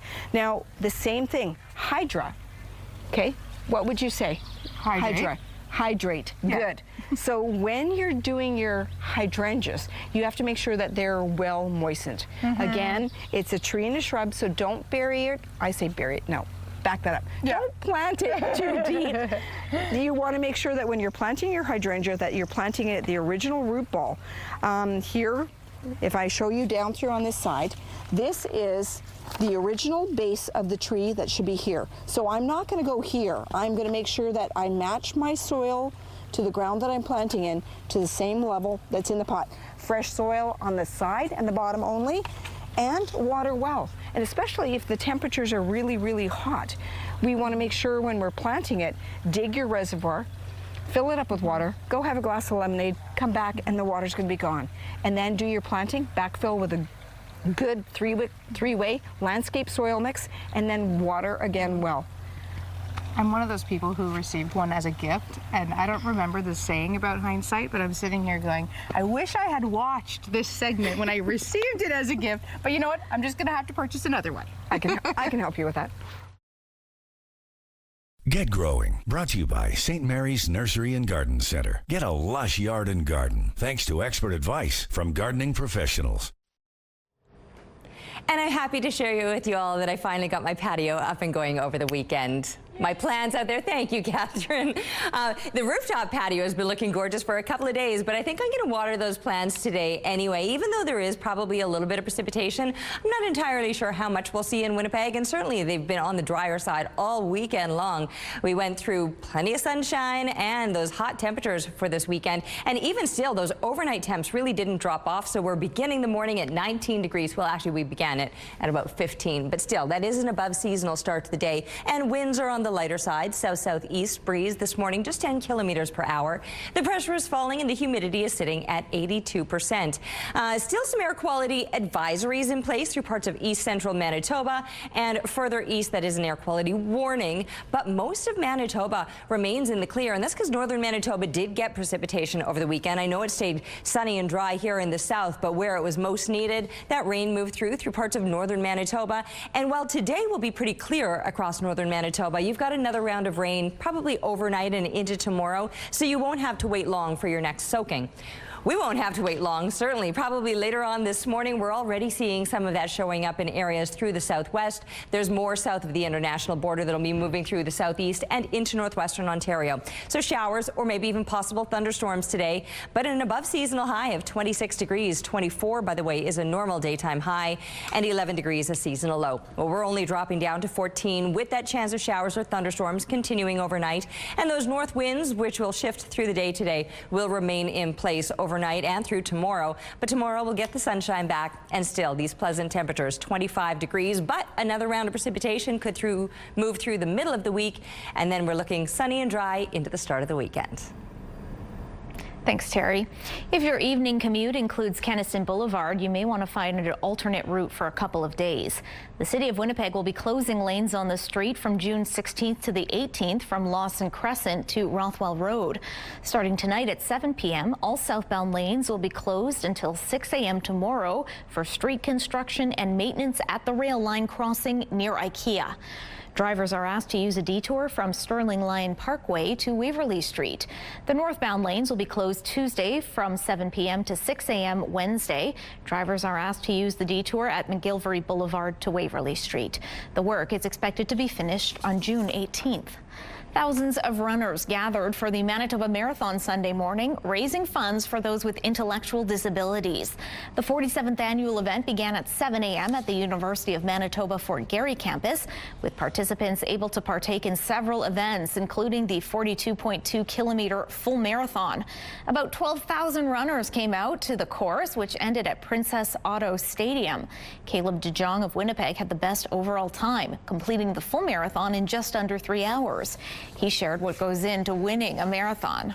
A few weeks, a few months of a training block this year, but to be honest, I've been running for like 10, 11 years, so a lot behind the scenes for sure. The marathon's executive director says that one of the oldest runners was an 88-year-old man who was completing his 30th half marathon. Hundreds of children under the age of 8 also participated in a run event the day before. Road closures for the race included part of University Crescent, eastbound Jubilee, and parts of Wellington Crescent. Since the marathon's inception, over $7 million has been raised to support those living with intellectual disabilities.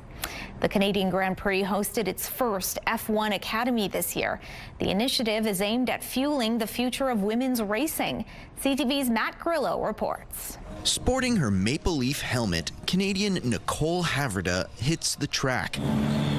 She's one of 18 drivers in what's called the Formula One Academy, an all-female racing series in its 3rd season. It feels quite cool. Like the crowd and just like on Instagram, like how many people are like taking pictures and then posting and saying like, hey, we're watching you, and it's just so cool. It's the first time F1 Academy comes to Montreal, and the racing series has big goals, not only to grow the sport, but to get a woman driver on the F1 starting grid. No easy task, says the Academy. If you want to achieve that, you need to bring more young girls into karting first and then more to single-seater and F4. It's all about growing the talent pool, because it can be a long way to the top in motorsport. It's easy to put someone in F3, to put a female driver in F3, but for her to be in the top 10 will make the difference. So we need to train them as much as we can, give them as much track time as we can, so they can progress and then be competitive when they get out of here. And no doubt, these racers have big dreams and are already planning their next steps when they leave the academy. That's why there is the F1 Academy, to get another woman towards Formula One. It's definitely the goal is like the pinnacle of racing, which is Formula One. The cars look a whole lot like F1 cars, especially as they speed around the track. To have the girls racing this year, that's what they've been missing. That I was excited to see yesterday. For little girls that want to drive, it's very good.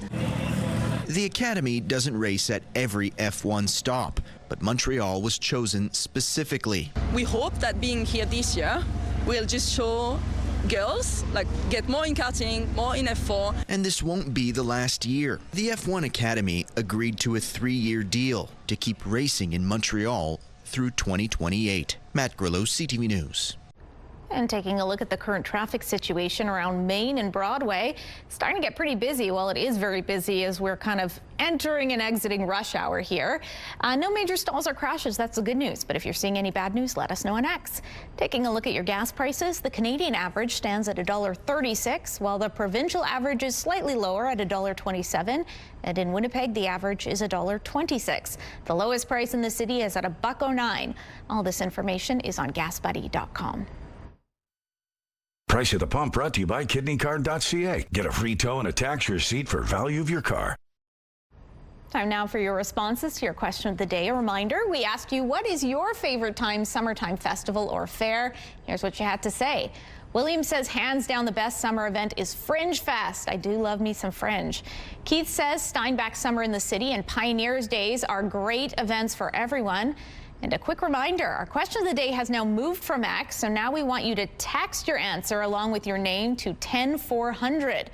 Make sure to follow the automated instructions so we can feature your response.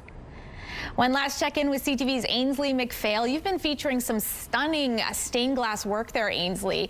What have you got for us now? Well, just look at this piece. It really speaks for itself. 8 different ones throughout the exhibition here at the Buehler Art Gallery. The artist behind it, Anna, joins me. And I want to talk about the inspiration for the entirety of this exhibition, because art really runs in your family. Tell us about your grandfather and his legacy as it pertains to this exhibition. Yeah, so my grandfather was an architect, and quite a renowned one here in Winnipeg, in Manitoba, and all over the world. And, you know, he was also my grandfather, so I got to know him and discuss art with him throughout his life. And he was also a big inspiration for me. And so this was an opportunity for me to think about his legacy as an artist, as well as an architect, and think about his philosophy as an artist. And although he was known for his buildings, he also did a lot of projects that involve stained glass and other types of more illustrative works. And he loved light, and so I decided to kind of not make the show about him or his work or his architecture, but thinking about his philosophy as an artist and infuse that into the way I was already making art in a certain way. So it's a continuation of my practice, but maybe with a different, a different element. Yeah, more of a focus on light. Yeah. Well, it lives on. We can thank him for the Provencher Bridge. It's so stunning. These pieces and the meanings behind them too, it's all different, and it sort of tells a story. So for this one specifically, this work really is, it's just different it's one character who's floating through space. She could be seen as flying or floating or falling asleep, maybe dreaming. I'm not sure. I leave that open for people to see the connection, make the connections, and there's another person maybe looking up to the sun, to the sky, and what story do they tell together when they're layered. So I'm always interested in kind of creating these kind of compositions that are open and maybe a little bit mysterious, but also playful and imaginative. Yeah. Awesome. Thank you so much. This is running until August if you want to see it yourself. If you're at St. Boniface Hospital or heading in to see the exhibition, June 25th, there's also a workshop where you can create these own little glass pieces yourself for your home. We'll have a link on our website for more details. I feel even after that workshop, mine would not look like that. Checking in with Terry on the rooftop. I love the weekend's weather, the sunshine, but we do have some much needed rain on the way. Yes, we do. Although, Catherine, I just went ahead and watered my flowers just in case it's not enough rain. I mean, keeping in mind that we just went for several days over the weekend with the hot, sunny, dry conditions, and they were pretty parched, and I didn't want them to wait too much longer now. So I just gave them like half of their usual amount of watering just in case Mother Nature really does come through. And we are likely to see some showers, don't get me wrong. I'm just not sure how much it's going to amount to here in Winnipeg.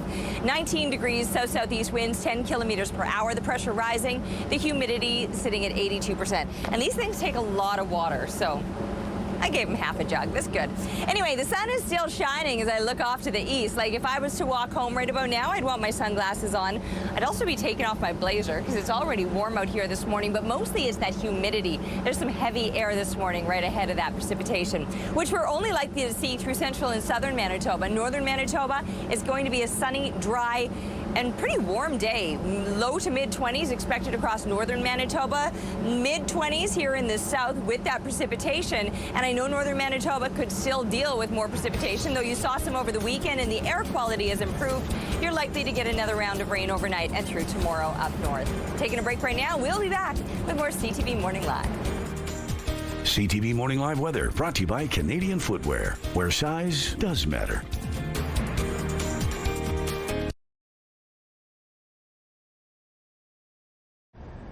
A woman from Mississauga, Ontario, is working to support those displaced by the war between Israel and Hamas in Gaza. CTV's Beth McDonnell has more on how she's helping with humanitarian efforts from right here at home. Mississauga mom and former MasterChef Canada finalist Reem Ahmed is on a trip with a mission. She's in Egypt to feed and care for dozens of young evacuees from Gaza. It's been really tough, but it's also a blessing to be able to help. Ahmed has been raising money and traveling to cities with a team as part of the international charity Droplets of Mercy.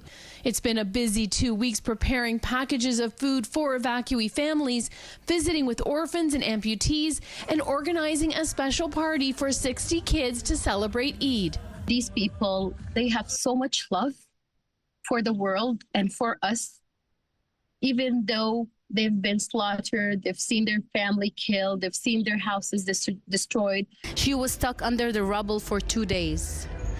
And when she woke up under the rubble, her right leg was stuck. The fighting between Hamas and Israel is estimated to have sent more than 100,000 Gazans into Egypt. For Ahmed, coming here has also been part of a personal calling, a journey to help those in need. In the GTA, she's worked with restaurants to help feed refugees from Sudan, Ukraine, and Gaza. Then, last year, she traveled to Turkey to help displaced Uyghurs and now Gazans. For me, it's not about two sides. For me, it's about being human, about humanity, about coming all together, helping this world. Her mom needs a regulator for her heart, and she also needs surgery. Now Ahmed hopes to raise more money to help the children and families she's met get the surgeries and medical care they need before she returns to Canada on July 1st. Beth McDonnell, CTV News. Food insecurity is at record highs here in Manitoba, and a group of dedicated community members is taking action. A grassroots food drive is bringing together volunteers from different faiths and backgrounds to support Harvest Manitoba and feed local families. Joining us this morning to share more are Vince Barletta, President and CEO of Harvest Manitoba, and Nafia Nassau, who is one of the coordinators of this event. Thank you both for being with us. Thank you for having us. Okay, so this is a really neat event. So tell me first, Nafia, it's a community effort, as we talked about, and tell us about all these groups that have kind of come together to make this a reality. Yes, absolutely. So we have the Winnipeg Chinese Seniors Association, the Manitoba Islamic Association, the Church of Jesus Christ of Latter-day Saints, Archon Align Buildings, the Healing Cleaning Company, Manitoba Multi-Faith Council, and a number of schools from the Pembina Trails School Division, Pembina Trails Collegiate, and Ecole South Point School have all come together to step up. Wow. A group effort for sure. Yes, absolutely. And this isn't the first time, so tell me a little bit about the history and what inspired you to come on back again. Yes, so prior to COVID, Councillor Lukes, as well as many other community groups came together to do a food drive. I believe in 2022, they raised $10,000 as well as 10,000 pounds of food. They ran it for 2 weeks, very successful, just people coming together to help our people in need and help our neighbors. So we thought with all the evacuees coming into our city, there's a much higher need for food. So bring it on back. Yes. So speaking of Vince, we've been hearing all about food insecurity. This is not a new issue. Where are we at right now with the problem? What are you kind of seeing on the front lines? Well, food insecurity in Manitoba continues to be at all-time highs. Harvest is now helping about 100,000 people every month, 50,000 people a month going to food banks. You mentioned the forest fires. That's been driving a lot of need just in recent weeks, and we expect that sadly to continue over the course of the summer. So events like this are really critical. They involve all kinds of organizations from across South Winnipeg and really across the city of Winnipeg, and doing good things to help those in need in our community. I wonder if this is a good time of year too, because it feels like folks are a little caught up in summer fun. They might not think to donate. Is this a nice time to spur people to start keeping a mind on this problem again? Well, that's right. You know, hunger doesn't take a holiday, as we like to say, and I know in summertime many of our thoughts turn to the lake and the cabin and summer holidays, but the reality is for tens of thousands of Manitobans, the reality is different this summer and all year round. So events like this, raising food, raising funds, it's a great way to get the community involved. It takes a province to feed a province, and we're just so happy once again to work with Councillor Lukes and all these incredible partners, faith-based groups, other organizations from across Winnipeg to help raise food for Winnipeggers and for Manitobans.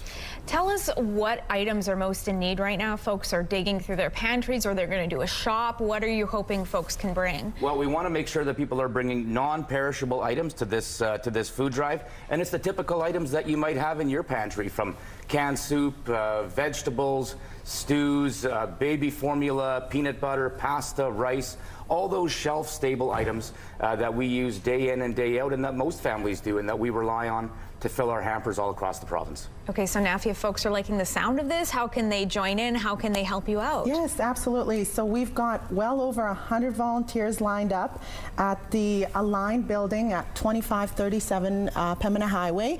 We have, kickoff date is today. We're going right from June 16 to June 23rd from 11 a.m. to 6:30 p.m. and then on Saturday from 9 a.m. to 2 p.m. we'll have volunteers on board, as well as politicians from all levels of government in the South End will be present. So come on down, drop off food. Our volunteers will be there to welcome you and to help you unload. Wonderful. Many opportunities to give. Thank you both for being with us. Thank you for having us. 19 degrees outside this morning with a few extra clouds already beginning to stack up over the city. We've got winds out of the south-southeast 10 kilometers per hour. The pressure is falling and the humidity sitting at 82%. That was south wind that's on the lighter side now. Will shift throughout the day, becoming a north wind, but not getting too strong overall. For northern Manitoba, you can see how clear it is here in the south. Some showers, maybe some thunderstorms, and we'll see that moving through kind of later on this morning. It's already pretty active off through southwestern Manitoba. There's more activity south of that international border, and that will be moving through for us later on today. So, chance of showers or thunderstorms, but we welcome it. We went all weekend long with that hot, sunny, dry weather, and we're going to be seeing more of that off and on through the week, but today perhaps that precipitation to come, and tomorrow back to the sunshine. Now, northern Manitoba, you got some precipitation over the weekend, but today's sunny and dry. You'll get that precipitation likely moving through tomorrow. We're taking a break right now, but we'll be back with more CTV Morning Live.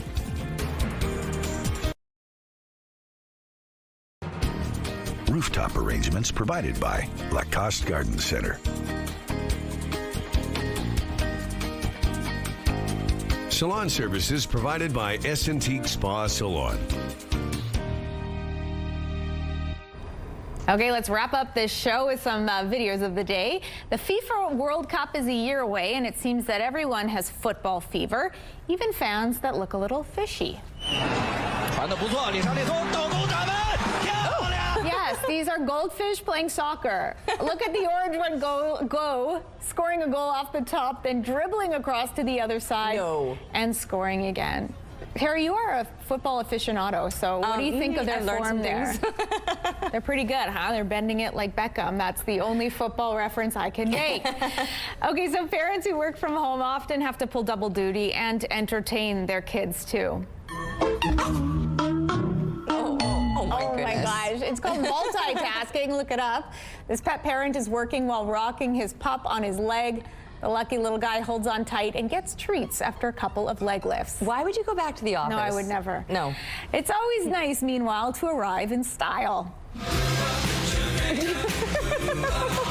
This is perfect. Rue, the Polynesian Chihuahua, is doing laps around the pool.